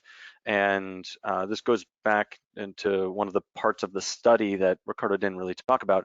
There was a study within a study here, and the study within a study was to look at migrations and lead migrations. And in our patients, we were actually having them flex on the table as a component of the trial, and final programming was always obtained after flexion. And of course, we've all had that experience where patients have come back for reprogramming and we've optimized or improved their programming. So at the end of the day, at day 7, she came back with 100% relief of her leg pain and 60% relief of her back pain. Next slide, please. And after going on to implant, one of the things that we do in our practice is we collect multidimensional outcomes on all our patients. I'm the co-founder of a company that is a real-world outcomes platform for use in every clinic. And when we utilize this, we get to see a lot of the ways that pain impacts patients. And so in this particular patient, things that I care the most about are actually not these longitudinal pain scores, although you can see that she really did trend down very nicely. She echoed in many ways the clinical trial results, that his patients came from a 6 to 7 pain, and at the end of the day, we're down to a 1 to 2. And that's really what we saw for her at 12-month follow-up. But what's more important is she was walking 4 miles a day. And one of the fantastic things about the snapshot and the functional outcomes on the Intellis device is you can actually follow patients and follow their activity trends. Her pain interference, probably to me the most important, if not the only metric that really matters. The PROMIS pain interference metric really just looks at how much does pain interfere with really simple things that everybody should be able to do unencumbered as part of activities of daily living. And when you look at somebody who goes from a severe pain interference, and you can see here at the beginning of her SCS course, severe pain interference down to essentially mild, almost normalized to within 1 standard deviation of the US general population, that's a huge improvement in this particular patient's life. So to me, these improvements, things like sleep disturbance and fatigue, pain interference, that's ultimately treatment success. In this patient, it happened to be paired with a profound reduction in pain scores. However, I would look at any of the individual components of this as treatment success, as I think we all need to when we think about multidimensional outcomes in pain care. Next slide. Thanks, Mike. So I have one quick question for you. So a lot of new fellows are starting right about now, and I think for new neuromodulators, what had happened probably 10, 15 years ago, when maybe the amount of different therapy selections that are there are a lot less, we've seen really an explosion of innovation in this space. And I think the challenge for a lot of new fellows and as well as new practitioners is trying to really understand what is the unique aspect of each individual therapy, from the science and data to the clinical aspect of it. How would you describe DTM's uniqueness in the neuromodulation space, if you have a few minutes? Sure. So here's the thing that's I think very important to me is over the history of spinal cord stimulation since its inception, we've seen different phases. And the first phase of neuromodulation and spinal cord stimulation was incremental hardware improvements, better ways of delivering essentially tonic stimulation. Now, what we have seen in the second phase of neurostimulation was a whole bunch of different waveforms that were utilized and provided, in fact, a next level up of evidence supporting the use for these therapies. And what I mean by that is in 2005, we had level 1 evidence for leg pain with the process study from Kumar. Now, into the 2012, 2014, 2016 era, we've seen novel mechanisms of action activating different parts and different pathways like lateral and medial pain pathways. And we've seen higher frequency stimulation providing level 1 evidence supporting axial back pain relief. That led us to this next generation. Now, here, I believe we're entering a third phase with the rational development of DTM, that is a biological model that showed neuromodulation of phenotypes back towards the naive state as compared to 1200 hertz and 50 hertz. DTM not only improved the behavior of those animals, but it also changed their phenotypic expression profile and reverted them back towards the non-pain state as if they were not injured, which, as Ricardo mentioned, is the gold standard. And so I believe that this mechanistic work, this preclinical work, and of course, the translation into the human model and the superior outcomes that we're showing amongst the best outcomes in this study ever presented for axial back pain at 3 months in terms of 50% responder rate and also profound responder rate. And additional to that, which I think is also compelling, is that the conventional arm in this study had exceptional outcomes for conventional stimulation. If you looked at the outcomes for conventional stimulation in this study and you compared them to process in 2005, you would have shown in 2005 level 1 evidence for axial back pain coverage for spinal cord stimulation. So what's that delta? That delta is technology.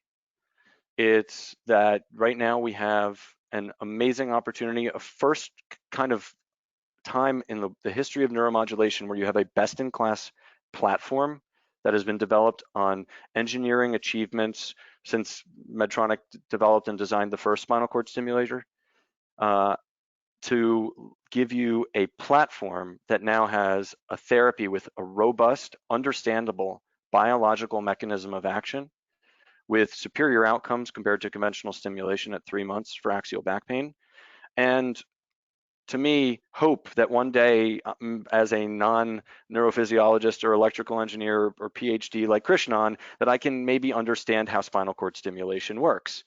So that, at the end of the day, that mechanistic work, the concept that we've been doing glial cell modulation all along without optimizing it for glial cells and thinking about the important role of glial cells in creating the environment around neurons, it's like we've been talking to rock stars for 50 years when we should have really been talking to their managers, the band, the roadies, the people doing the vending. We should have been talking to everybody but the rock stars, because rock stars will do anything you tell them to do. They're difficult, to say the least, to control. They will believe anything you say. If you say, walk through that door and perform, that rock star will do it. And neurons are the rock stars of the nervous system. They need this environment around them to keep them in check. They need this environment to tone down the noise, to get zen when it's time to be zen, to realize that there is no longer pathophysiology at play, and to return to their normal resting state. And to see biological neuromodulation translate into the human like this, and this work that has been really in its inception in terms of its application, and to see that available like this within the on-label parameters of an existing best-in-class hardware platform, that's the amazing story of DTM and of the collaboration with the Medtronic Intellis platform. I love your passion, Mike. And I think for a lot of us that are in the science of neuromodulation, this is an amazing next step for how we understand the therapy and going forward. So last but not least, I'm going to invite Dr. Grewal to present the last case. And if we have any bit of time, we're going to open it up to some questions that came through the chat box. Thanks, Dr. Chakravarthy. Good evening, everyone. It's a pleasure to be here today. I myself embarked on this journey after the commercial launch of DTM SCS in the US earlier this year, and it's been an eye-opening experience for me. And it's been amazing for me to see that many of my own patients so far have fallen into the category of profound responders. That's greater than 80% improvement in their baseline pain. For me, one particular patient that stands out is now just over maybe 3 months post-implant. I just saw him a few weeks ago for his 3-month follow-up. He's an 82-year-old male with history of posterior decompression and fusion a few years ago. And over the past year, he had this insidious onset of worsening back and right leg pain. And this really reduced his ability to stand and walk for prolonged periods of time. This is a patient that was previously very active, who had continued to work up until now, and his pain had become so severe that he was struggling because he couldn't work. Work involved a lot of standing, a lot of walking, and he was starting to get pretty depressed about that. Next slide, please. Thanks. His VAS scores had been 3 to 4 out of 10 a year or so ago, and now he was pretty consistently rating his pain 9 to 10 on most days. He underwent the usual workup and treatment, failed medications, injections provided him with maybe 90% improvement, but only lasting him less than a week. So that wasn't an acceptable alternative. And so this is a very typical everyday patient that we see in our practices day in and day out. Somebody who's had back surgery in the past, done well for a few years, and presents with recurrent back and or leg pain. Pretty bread and butter for all of us. Next slide. He had been reevaluated by the spine surgeon and recommended a pretty extensive and complicated revision surgery. And so this patient in his 80s really didn't want to pursue revision surgery, especially if he could avoid it. And I really don't blame him. The recovery would have been prolonged, and there was no guarantee that his symptoms would improve or resolve. And so he was very hesitant, and rightfully so. We ended up having a collaborative discussion, patient, spine surgeon, and me, and we decided to pursue a trial of spinal cord stimulation prior to committing to a pretty intensive surgical intervention. And so we had defined our goals prior to the trial. His primary target was to obtain significant pain relief. And we, the team really wanted to aim for returning him back to where he was a year ago before his pain started to worsen. So really to a time when his pain scores ranged 3 to 4 out of 10. That was acceptable to him. At that level, he was able to function, walk, stand, and most importantly to him, he was able to work. And that was his goal. That's what he wanted to do. What happened during the trial and the feedback he left us was nothing short of amazing, not only for him, but also for us. Next slide, please. And so I usually trial my patients Monday through Friday, and prior to the trial, he was rating his pain 9 out of 10, pretty typical for him these days. And he underwent the usual percutaneous lead placement with paresthesia mapping as per labeling, and the electrodes spanned the T810 levels, and we followed the usual DTM-SCS programming with a base and prime program and titration for the duration of the trial through the various groups for DTM, A, B, and C. We checked in with him daily, and by mid-trial, so around Wednesday, he was reporting his pain relief was pretty good, 70 to 80%. And so I personally am very aware of lead migration during trials. I practice in a large orthopedic group, so we have an easy access to traditional x-ray. It's in all of our offices, and in general, I have my patients pop in midweek to obtain a quick x-ray, reconfirm lead positioning, and meet with the rep to go over questions, fine-tune programming, optimize the programming. I personally don't see them at that visit. And so we did the same with this patient, and we noted that he had some migration. And this gave us an opportunity to readjust his programming to target the appropriate levels. Because, remember with ETM, there's multiple signals, multiple targets, the base and prime program, they're running simultaneously. So location is important. And this reprogramming adjustment based on this migration is what really got us from a good response, so 70 to 80% improvement, to a great response. He self-reported 100% relief in back and leg pain. The pain that he was rating 9 out of 10, he was now rating 0 out of 10. So not only were we amazed, he was amazed himself. He was saying things to us like, I have no pain. I can walk 5 times more than I've been able to in the last 20 years. I'm standing, I'm cooking, I'm in the kitchen for the first time in 20 years. I didn't expect relief of back pain because of my weight, and I was amazed. I don't have any back pain at all. Those are his words that he was leaving on our voicemails. He self-reduced his medication usage from 3 to 4 times a day of a short-acting opioid to at most once a day or none because he would forget to take his medication. He was just out and about running errands, wasn't having any pain. So this is an 80-something-year-old with history of fusion. He was recommended an extensive revision surgery to address this pathology. It's amazing to me. You know, our goal was to try to get him to where he was about a year ago before the pain started to affect his function, where his pain was 3 to 4 out of 10, and where we ended up was in a place even better than that. And so my personal outcome with DTM-SCS has really made me stop and rethink my treatment algorithms and how I approach these patients. Next slide, please. And so this goes over his results here, where you've got your 95% improvement in his pain. You can do next slide.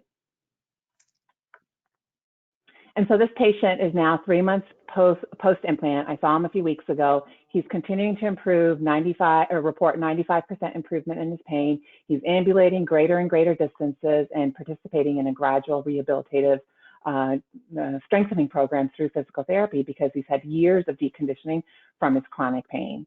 I mean, just wow. If we can start to make this kind of difference in the lives of our patients, we're really starting to set a new standard of expectations and patient outcomes, aren't we? And so I usually obtain ODIs and PONA scores at the 3, 6, 12 months post-implant. So I think it'll be interesting to see how these benchmarks will change and hopefully improve over time. And, let's see what we can learn, what we can achieve with DTM-SCS. I really think that we're only at the beginning to scratch the surface in terms of the mechanistic understanding of neuromodulation. And DTM-SCS really starts to open that door to, delve into better therapies to achieve better outcomes in our patients. This is just one patient case that I have. There's so many others. Thank you for letting me share this, Krishnan. Absolutely. All right, so I'm going to ask a couple questions to Dr. Grewal, and then I'm going to invite the rest of the panel to come on board. So we're going to do a little bit of rapid fire. I think there are a lot of different therapies that have their role in this space in terms of the emphasis on anatomical placement versus not. DTM to some extent is really looking for that T8 to T10 sweet spot. And kind of walk us through just the rationale for that. And as also really getting to, a lot of times we've been encouraging a lot of clinicians across the country on flexion and how important that is during the trial period to really make sure that we're delivering accurate DTM therapy during that 7-day trial period. Can you elaborate on that, talk a little bit on that, and just give us suggestions on how you've kind of implemented that in your practice? Well, DTM is a really robust therapy option. And so there really isn't one specific patient population that's done exceptionally well for me.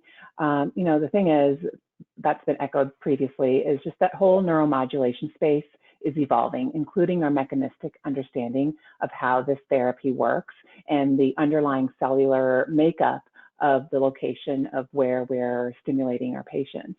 And so this is important, right? So with DTM, we've got the 4 signals, we've got 6 anatomical targets, and on top of that, there's 6 patient amplitudes. And so what does this do? It creates so many different combinations of therapy that can be adjusted to alter outcomes for various patients to achieve profound patient responses in a variety of patients.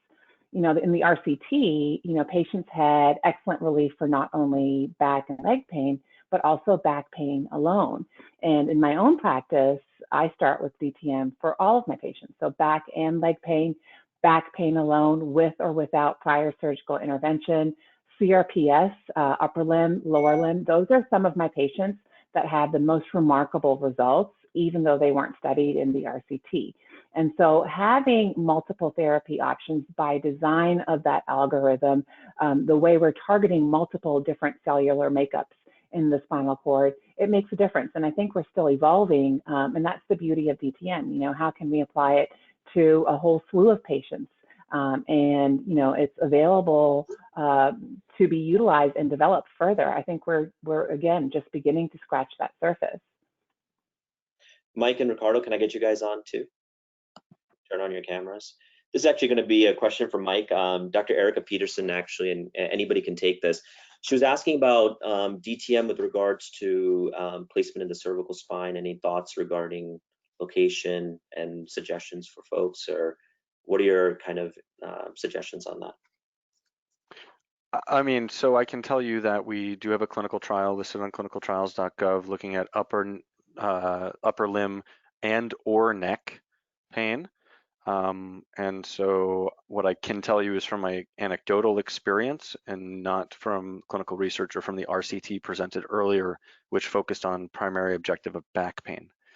I have had and just submitted a abstract of a case of cervical spinal cord stimulation in a very difficult patient with extensive S-shaped scoliosis, fractured Harrington rods, extensive bony fusion, who I thought I had a window to access his thoracic spine since I do all of my stimulation trials with an awake and communicative patient.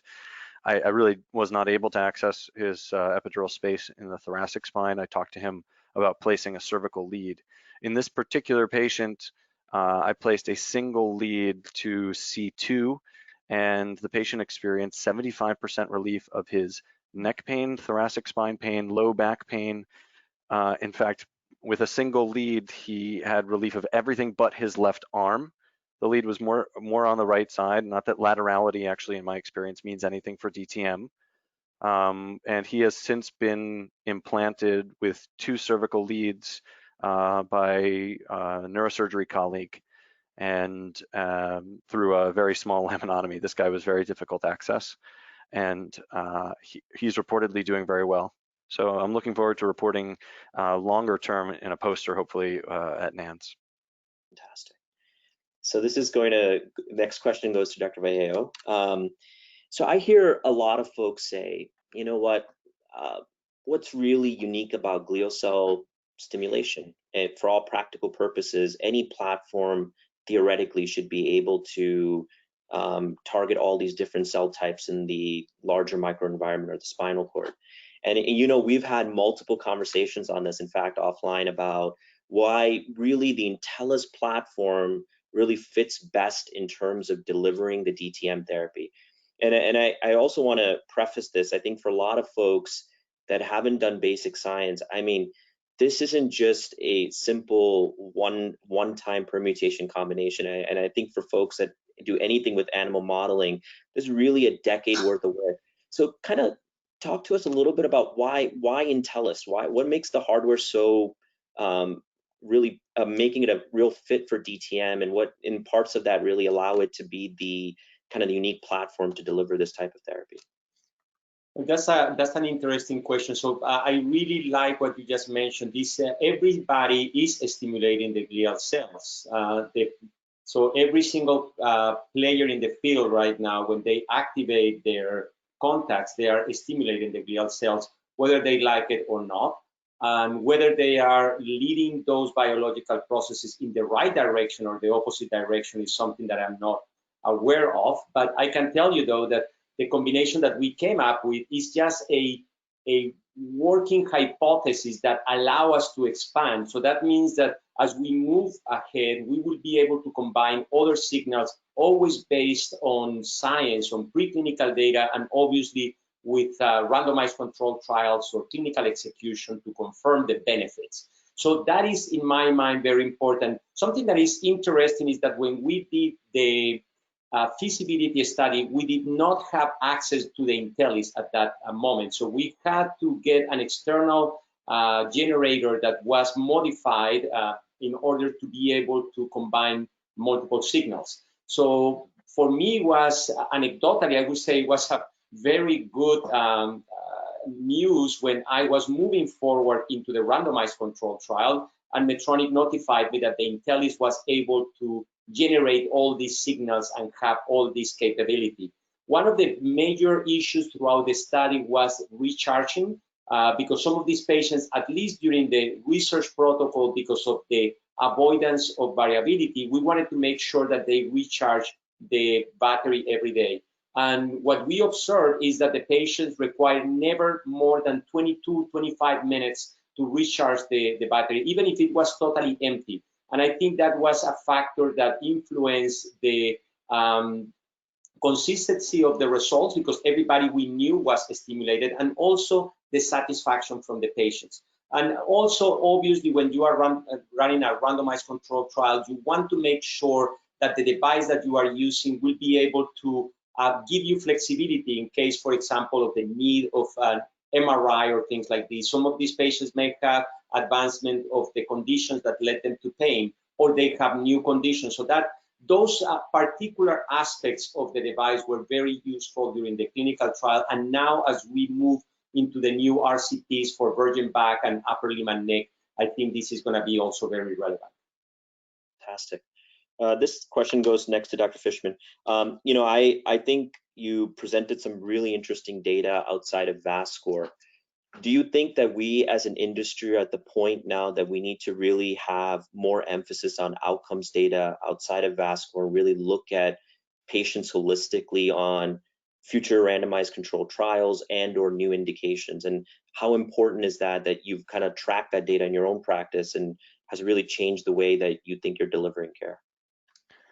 Well, I think that's a loaded question. The answer is, how long is a patient coming back with a change in pain score from a 6 to a 4 reporting 80% relief going to continue to work in terms of medical necessity? So at the end of the day, we as clinicians who understand that pain is a multidimensional biosocial, psychosocial construct, as our good friend Dan Bates says, pain is a social disease. I won't insult him by affecting an Australian accent. What I would suggest is that if we don't understand what those metrics are, and they've been provided for us, so some of my colleagues and I have done a multi-center study looking at very much this question. So we compared the percent pain relief question that we ask at the end of a stimulator trial. How much percent pain relief did you get? And we validated that against the PROMIS 29, including numerical rating score, percent change, and the percent change of every PROMIS 29 element. That's sleep, fatigue, physical dysfunction, pain interference, and depression and anxiety. Now, the other metric that we used was the pain impact score, which was defined in 2014 by the NIH Research Task Force for Low Back Pain. And pain impact is really what we use in my practice to see how people are doing. It's made up of pain interference, physical function, and a pain score. But it allows you to get a real look at this patient. Are they having tons of challenges with their function, in which case actually the impact on their pain score is really not that important? Or are they functionally improved, and dramatically so? Now, what's cool about pain impact is that you actually have more of an opportunity to show a clinically important difference. And so taking it back to your original question, we need to start showing clinically important differences. And when somebody's pain score goes from a 6 to a 4 and they're 90% better, so you need to describe to people what that gray area is. Because for a long time, pain has been turned into this linear longitudinal metric. This didn't work for JACO, and pain is the 5th vital sign. What's more likely is that we should be looking at this as wellness and functional limitations as an overall picture of what treatment success means to our patients. Fantastic. PK, one more question, and then I think we're pretty much at the end. There is a fascinating thing across this country, and depends on, even looking at some things with COVID about where is the role of science and data in driving decision making. And one of the challenges in the pain space for a long time for folks that are, let's say, coming out of fellowship to folks that have been in the space for a long time is they feel a lot of this content becomes very complex. So give us suggestions. Where do we start? Like for folks that are naive to the space or that are feeling, hey, I don't know what a glial cell is. Where do I even put that in the context of a very busy practice, and or I'm trying to figure out as a new fellow which stimulator therapy to use versus another? How did you go about it? How did you really take the initiative and the drive and passion to learn about this? And what suggestion would you give to those folks in the space that are really starting out and want to kind of get in and delve into the science and data of things? I think, good question. I think, a lot of this is first and foremost driven by patient care and improving patient outcomes and trying to provide your patients with the best chances of good outcomes. And so to do that, it behooves us to look at what's out there. And that's when it becomes difficult because there is such a volume of information and opinions out there.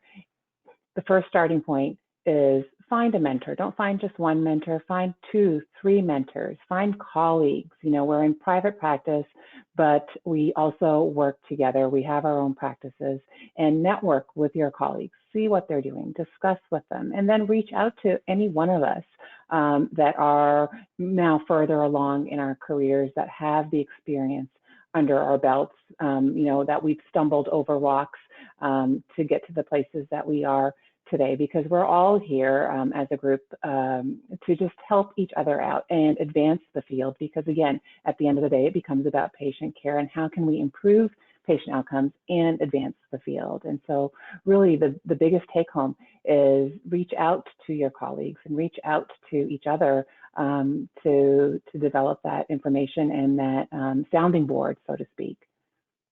Right, fantastic. So if this was a live audience, you guys would get a big round of applause, but amazing job this evening. I think, you know, I would probably say Tim and Dawood can hop on here, but really, really appreciate it. I think this was a fantastic session. So with that, I'm going to turn it over to Dawood and Tim to introduce the next one. Thank you, guys. Yeah, Thank you, everyone. Great job. It's really a positive thing to see Ricardo's preclinical work get translated into really good outcomes for our patients. So we're really excited to see the 12-month data come out. Krish, could you come on for 1 second, please? I have one final question for you. Of course. So my practice is sort of like yours too. You know, we kind of provide all the neuromodulation options for our patients. And I think when it comes to, you know, things like DRG or high frequency stimulation, it's been pretty easy as those have been introduced into my practice to kind of explain to patients like, this is different. This is DRG. It kind of, you put the lead in a different area and it kind of targets a specific area. High frequency, you know, we kind of talk to patients about, you know, classically it was paresthesia. Now you don't feel the tingling. How do I explain DTM to my patients as being a different option? Like, how do you kind of explain that? Because, you know, you start talking about microglia and stuff like that to people from Kansas or even San Diego, they may get a little bit confused. Sure. Well, I'll tell you, look, I think one of the hardest parts in our job is being physician educators. And I think the constant pressure, I think you would agree with this, Dawood, like we get the benefit of having a fellow and not just the sheer amount of volume of patients that in a private practice center they typically see. I am very much into getting patient buy-in into the therapy. So I really do believe that getting into the granular detail of having a therapy focusing on the inflammatory component of pain. Let's set aside the individual aspects of going into the details of microglial cells. We know that inflammation and the concepts of inflammation is something fairly universal across various pain states, whether it's CRPS, whether it's radicular, discogenic pain.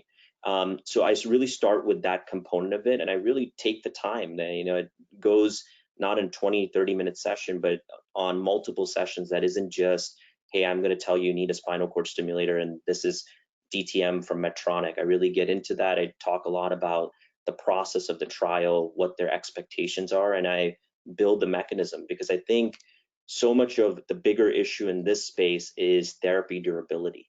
And we really talked about how do we start really getting to the fine tuning of picking the right patient for the right therapy.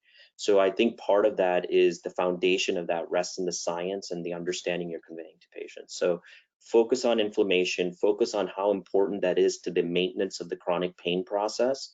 And then the rest of the pieces kind of fit into that. What are the different roles of all of the different things that you're stimulating on the spinal cord outside of the neuron? And I think patients, you'd be surprised, they read a lot online, and that becomes a very viable tool for them to really give you some pretty direct and pointed questions on that. That's a great answer. Outstanding as always, Krishnan. Thanks for leading that great session. And Thanks, I love that answer. So for our to conclude our final session, before we have Dr. Petersen give a presentation on our poster to podium program, we're going to have 2 really well-respected thought leaders in the field who are going to talk about Nalu. So I've also been really pleased with this technology. So Dr. Malinowski and Dr. Arulkumar are going to talk about Nalu and expanding the patient population in SCS with a novel battery-free micro-IPG. Gentlemen, the floor is yours. Thank you, Dawood. Thank you, Aspen, for hosting us too. Next slide. So I'm Sai Arulkumar. I'm from Oklahoma, representing a couple little areas here, and from SSM Pain Care. Next slide. And it's a little bit about the Nalu system that we're going to introduce you to. So the pace of innovation is accelerating in the neuromodulation space, and Nalu is entering the market with a battery-free implant, upgradable software, eliminating the need for battery replacement surgeries. Some even call it the Tesla of SPS. Nalu's N-Power platform offers the ability to layer multiple waveforms with advanced calendar scheduling. Their MRI is conditional in the head and extremities with a pending 510K for truck. Honestly, Nalu has expanded my practice's ability to offer neuromodulation not only for potential SCS patients, but now I'm able to approach orthopedic practices offering peripheral nerve stimulation, especially for post-surgical shoulder and knee pain. Next slide.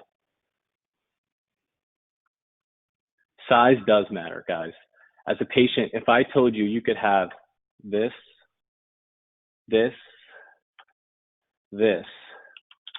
or this implanted, what would you choose? As a neuromodulator, if I told you I had a system that would reduce your surgical footprint, potential for pocket pain, and OR time, would you utilize this therapy? Nalu is 10 to 27 times smaller in overall volume and is significantly less invasive. Next slide.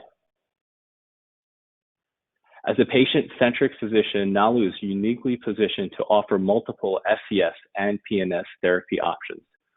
The first lead that you see is a quattro-tine peripheral that utilizes a tearaway introducer, removing the need for anchoring. Octro leads, which can be utilized for SCS and PNS, are seen next, and the Micro-IPG, which is seen in the size of a dime with 2 or 1 ports, are also utilized. On the right, you see patient interfaces, which include an iPhone and Android remote app. Patients receive 2 therapy discs that are the energy source that use near-field communication technology to communicate with the Micro-IPG. Nalu's recent software update unlocked the ability to run multiple combination therapies simultaneously. Energy depletion is an issue with stimulation patterns. However, with an externalized battery, Nalu is able to layer waveforms without the concerns of battery depletion and high energy usage.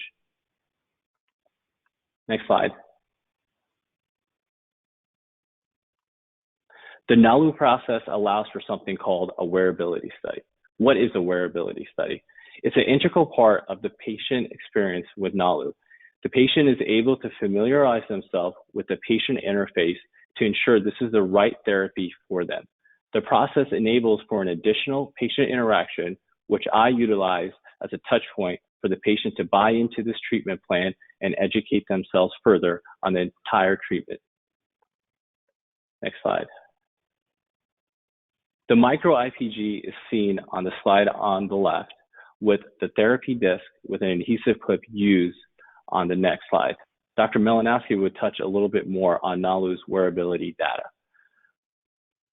Next slide. So recent retrospective studies have looked at pocket pain. Dr. Diagnose in 2017 in the Neuromod journal surveyed 278 patients and found 64% of those patients reported pain or discomfort. 30% was rated as moderate to severe, and 30% of those patients still had pocket pain despite an IPG revision. Dr. Chow's abstract at American Academy of Pain Medicine looked at the relation between anatomical location with IPG pain. She surveyed 228 patients. 43% of those patients had pain regardless of the location of the IPG. I myself explain about 2 to 3 patients a month due to IPG pain. I'm going to hand it over to Mark next.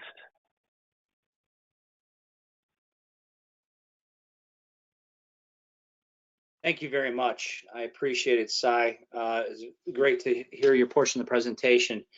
If you could advance the slides there. Thank you very much. So I'm going to do a cursory overview of the data, early data, as well as some historic data collected by the company as well.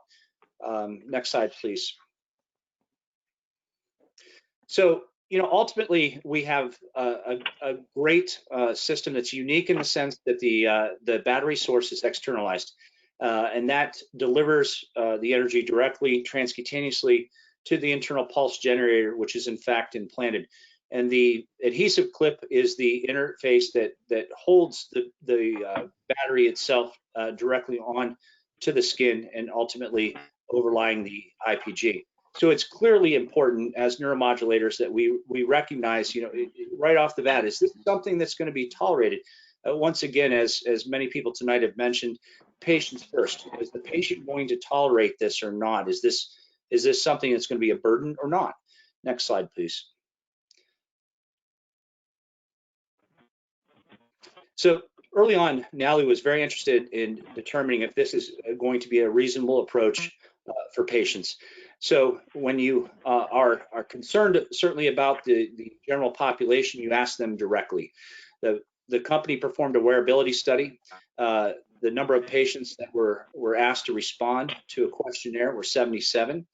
And they followed these patients over 14 to 30 days. And when asked whether or not they would choose the Nalu device worn directly onto the skin versus a fully implantable device, you could see overwhelmingly at 78%, patients preferred the Nalu device. But certainly this is a company-sponsored study and subject to criticism, so they went ahead and hired an independent third party to perform the same survey. And ultimately, there were 59 patients that were asked about the Nalu device as opposed to an implantable therapy.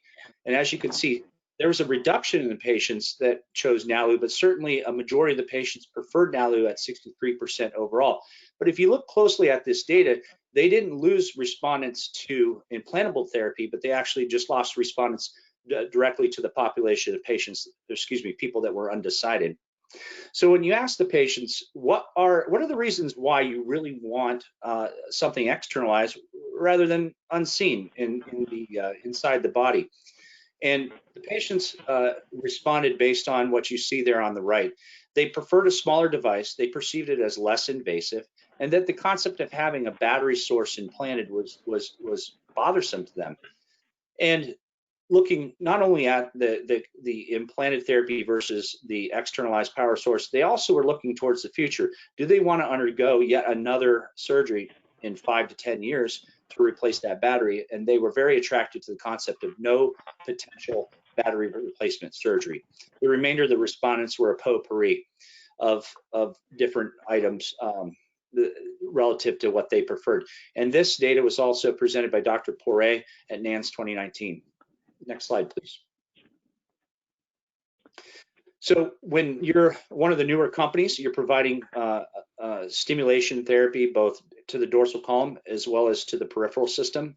It's important that you're capable of providing not only something contributory to the space, but also able to provide more traditional programming. So the software in this Micro-IPG, if you will, is that it's highly capable and easily upgradable. So certainly it can do traditional programming, current steering, tonic, both low and high frequency, the high frequency being up to 1500 hertz, as well as pulse dosing. But then they also are able to do bursting. They're able to create pulse stimulation patterns, as well as multiple combination therapy, and similarly paired therapy in a layering or overlapping style. The concept being that we're ultimately dealing with multiple mechanisms of action. And there's great information presented tonight by Dr. Vallejo, and we ultimately are still moving that ball forward to exactly what's going on at the cellular level. And the ability to adapt and change the body's own neurophysiology is important. And we translate that into the ability to deliver energy to the peripheral system as well as the dorsal system in multiple ways to, if you will, stay ahead of the body's response. Next slide, please. So going back to a little bit to discuss, whether or not this is a reasonable thing to have a patient wear. when combining WARE studies and real world data, they had followed over 250 people with over 650,000 hours of time wearing these devices. And this represents somewhere in the neighborhood of 76 patient years. But patients were sleeping with this device. They're working with the device. They're walking, they're exercising, they're living their lives with this device. So Dr. Amber Delphin presented data at NANS 2020, and this data currently on the screen represents data as of April 8th, 2020. When asked whether or not the patients perceived this as a comfortable style device, with 10 being the most uncomfortable and 0 being completely pain or discomfort free, I should say, the comfort scores were really, really low.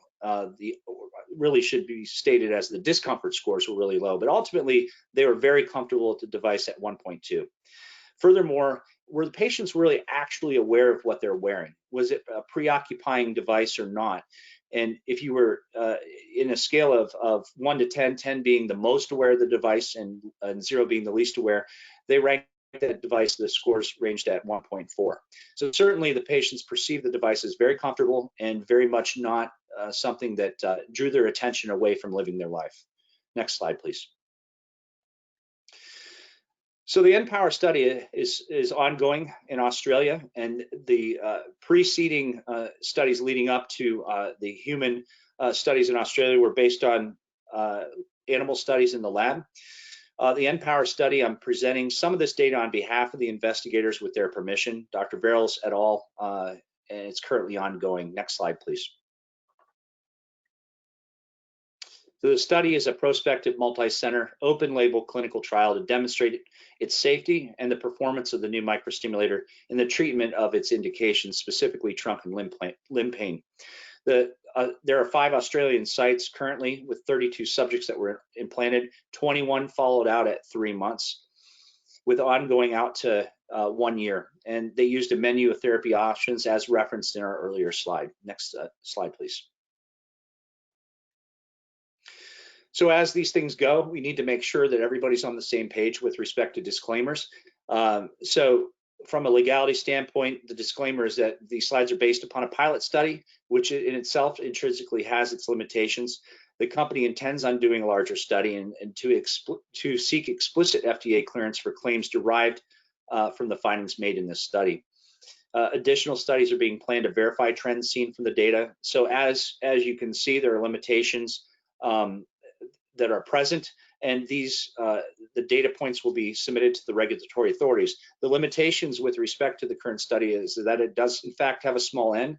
It's a pivotal study, and pivotal studies need to lead to much larger studies. It's a single arm study. It has no control arm other than the patient's own baseline. And ultimately, there was no pre-specified hypothesis to this study. Next slide, please. So I will direct you to the NaluMed website that has the clear indications and contraindications, as well as the risks associated with this device. But in fact, it is meant to be the sole mitigating agent or an adjunct to a multidisciplinary approach for chronic intractable pain of the trunk and limbs, either unilateral or bilateral. Moving on to the next slide. So what they intend on and moving forward with indications for FDA clearance, that it is in fact anatomically placed, it's paresthesia independent pain relief, and that the pain relief is statistically significant compared to the own baseline of the patient. Next slide, please. When it comes to safety, certainly we're focused in on the patient first and whether or not the device will meet the test of time. In the current data set, there was 2 study-related serious adverse events, none of which were unanticipated. 1 CSF-related event that resolved upon admission of the patient, and 1 infection requiring explant. There were 4 total adverse events to include the serious adverse events, and these were CSF leak, 2 IPG revisions, and a lead migration requiring revision. And again, none of these were unanticipated, and there were no reports of pocket pain thus far. Next slide, please. So at the 3-month data, outcomes to date in an intention to treat analysis, the patients are demonstrating a significant reduction in pain scores with respect to the back as well as the legs. As you can see on the left-hand side, pre-therapy baseline scores were approximately an average of 6.6 in the low back, and these were reduced by 74% down to a 1.7 pain score. Similarly, and more prominently, by 80%, the patients responded well with respect to leg pain. There was a reduction from a 6.7 pre-therapy baseline score to 1.4. Now, the responder rate, as defined by a greater than 50% reduction in pain, is shown very significantly on the right-hand side. Low back pain had an 82% responder rate as compared to non-responders at 18%. Furthermore, leg pain, even more so, 83% reduction in pain, as evidenced by a greater than 50% reduction as compared to the non-responders at 17%. Next slide, please. So just to put this all together in summary, this is a small feasibility study. It's meant to demonstrate its efficacy, but also it demonstrates early interesting results with respect to the use of this system. Conceptually, it's devoid of pocket pain. The patient tolerates using the device very well. The pain relief is statistically significant, with a 73% reduction in pain scores in the back and 79% in the legs. And similarly, it has a high responder rate at 80% and 81% with respect to back pain and leg pain scores, respectively. Next slide. Next slide, please. So at this time, we can take questions. Dr. Sayed? Yeah, really nice job, guys. I think this really is a step in the right direction with the technology for our patients. So I have a couple questions for you as we got just a couple minutes left. My first question is for you, Mark, and this question came from the audience. How, there's another externally more therapy platform from a different company that's been on the market for a few years now. In your opinion, how is this different from that? Well, that's a very good question. I don't use the other device, but what makes this particular device very interesting is the fact that it is very ergonomic. When you look at its profile, if you will, it seems like if you look at it directly head on, it looks like it's going to be uncomfortable. But when you look at it from the side, the profile is very low. And I find that very, very real world experience. I find that very interesting with respect to how patients respond. You would think the opposite. But also, the internal pulse generator being so small, when you do show this to patients, and I believe the other device has the receiver connected to the lead itself. This is very important from a physician standpoint when you're looking at a potential revision, that you have that connection that's ultimately you're able to get at it within the pocket very easily, and certainly surgically it is very much important when you're considering that revision itself. Great answer, Mark. And final question for Sai. So I really liked how you kind of lifted up all those different types of IPGs that I assume you probably explanted out of patients throughout the years or got them from a rep. So what do you think in your personal practice, as you start to give patients the option, say you have 100 patients that you're going to implant with a spinal cord stimulator, that is your garden variety bread and butter patient. How many of the patients do you estimate will go the Nalu route versus the historical route? Sorry. Honestly, when I started using Nalu, I would just show them, we have obviously Nevro, Medtronic, and we got a Nalu model, and I would just let them choose. And after about 30 plus patients, I think I had one patient who said she wanted an internal battery, but almost every other patient, when given an option of no remote, no charging pad, no internal battery, no future surgeries just for software updates, they all chose Nalu. And for me, what the interesting part was to see how comfortable patients were with the therapy disc and how well the adhesive clip actually stuck on patients. I've worn it for a couple of days, and I was surprised at how easy it comes off with the spray, but how it's discreet it actually is. Just like Mark said, it's very low profile. and I'm sure it'll get even lower profile in the years to come. Great question. Gentlemen, great job as always. Thank you for sharing your experiences. And we'll leave it to last but not least, Dr. Erika Petersen, professor of neurosurgery from the University of Arkansas. She's really been very passionate about this program that we're really proud to kind of launch today and announce, is about the Poster to Podium program that she is going to lead. And really what this has came about is, really a need for us to increase the diversity with young future leaders of various backgrounds, but it's really difficult to do that when we don't have a really good, I guess the word would be a farm system. So what Dr. Petersen is going to share with you is our Poster to Podium program and how we hope to launch that. Dr. Petersen. Oh, thank you so much, Dr. Sayed, for the mentions on things. I've been really interested in this, and I have to salute all of our presenters today for such interesting discussions. And part of what the inspiration of the Poster to Podium program is exactly what you called it, the farm system. The idea that we should have accomplished speakers, not just on existing technologies, not just being able to talk about their own clinical practice, but to be able to comment, whether it's to provide a soundbite to journalists for advancing information about pain and neuromodulation in the lay press, or whether it's about discussing and shaping research and public policy priorities.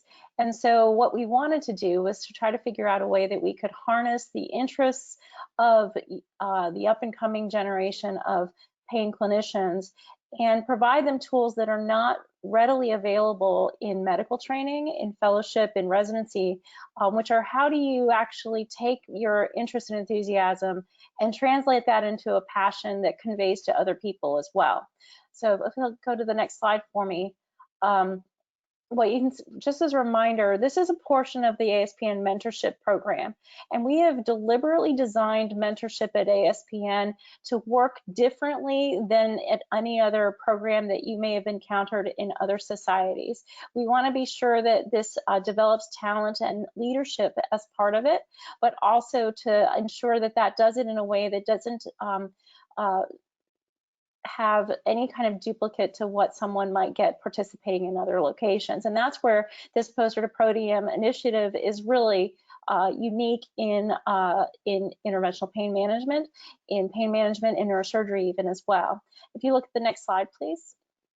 What you'll see here is just a sort of the why we think this is important. As Dr. Sayed talked about, diversity is really important, not only because we need perspectives for new contributors, but also we know that new perspectives drive new innovation.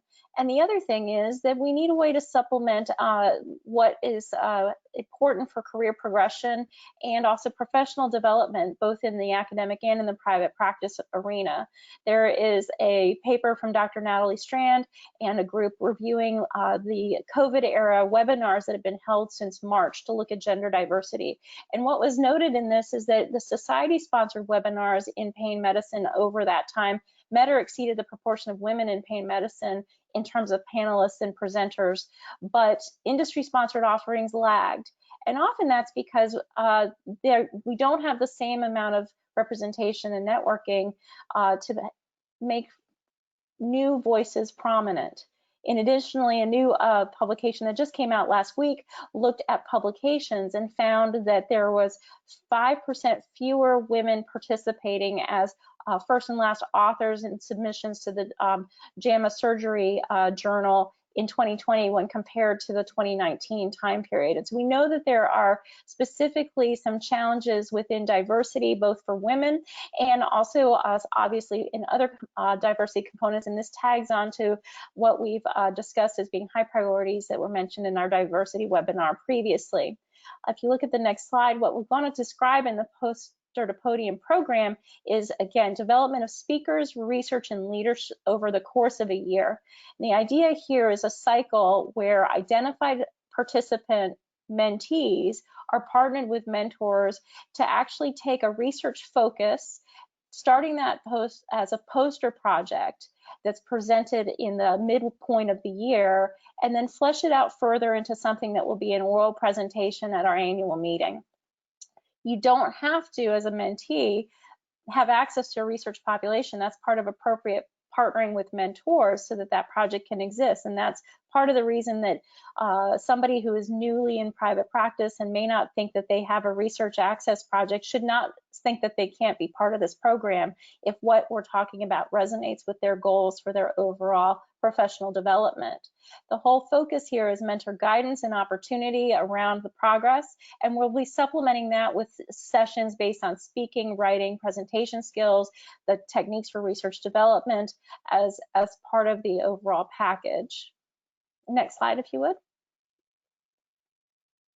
So finally, the last piece of this is paying it forward. Graduates of the Poster to Podium program will continue to go forward as faculty with a leadership role at ASPN. They'll be precepting the next generation and teaching in future classes that ultimately lets those classes advance. And then our expectation here is that what we will be doing is developing that farm team of dynamic leaders and speakers who then can represent ASPN, can represent pain and neurosciences innovations, and serve as a resource to industry, to the general public, to the press, to medical societies, and on conference panels.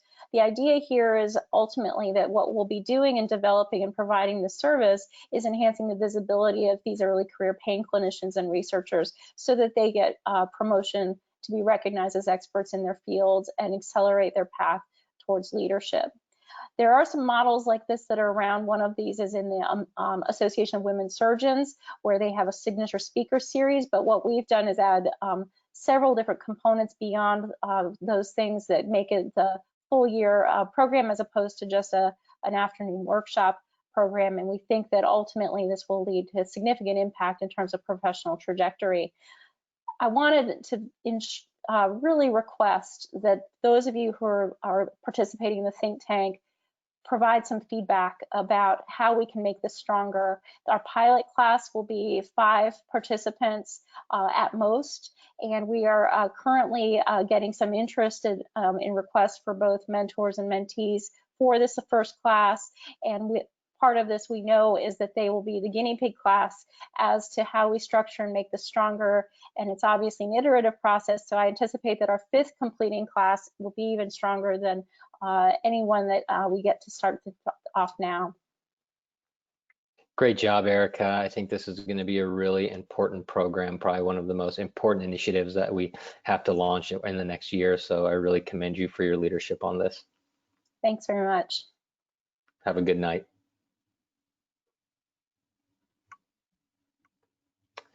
So thank you everyone for for staying in. This was our longest session of the think tank sessions, but it's still amazing that we have hundreds of people that will log in and stay and listen to this compelling content. So I really just want to close with a few announcements. So our annual meeting, as most of you know at this point, is going to go virtual. It will be broadcast live from Nashville, Tennessee, and we have a lot of exciting announcements that are going to come out around the annual meeting, but plan to join us virtually September 18th through 20. Next slide, please. And then just to remind everyone of the rest of the outline for the think tank, tomorrow will be session 2. Again, more spinal cord stimulation.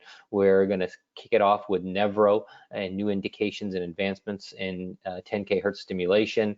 We'll have panels by Boston Scientific and Saluda Medical. Also, a really interesting part tomorrow that we'll have will be our Aspen Shark Tank session. So again, these are going to be pre-market or new to market devices. We'll have presentations by some of the developers and executives from those companies, as well as clinician scientists who have helped develop some of these. So tomorrow we're going to be highlighting some products from Soin Neuroscience as well as Neurolace Medical. I think those are really going to be exciting sessions. Next slide. Session 3 will be highlighting targeted drug delivery and minimally invasive SI fusion. So I think that's going to be a little bit of a different flavor. Really should be very interesting and compelling as well. Next slide. And session 4 will be looking at peripheral nerve stimulation and RF ablation. We'll have companies such as SBR, Mainstay Medical, Nalu, EpiMed, and Abbott. And the final session, session 5, will be on minimally invasive spine therapy. So we'll have Boston Scientific highlighting Vertiflex and the Superion therapy, as well as Vertos Medical and the minimally invasive lumbar decompression therapy, as well as closing with 2 really interesting Shark Tank sessions from Spinal Simplicity and Biotross Medical. Thank you everybody for tuning in for the last 2.5 hours. Look forward to seeing you guys all again tomorrow at the same time.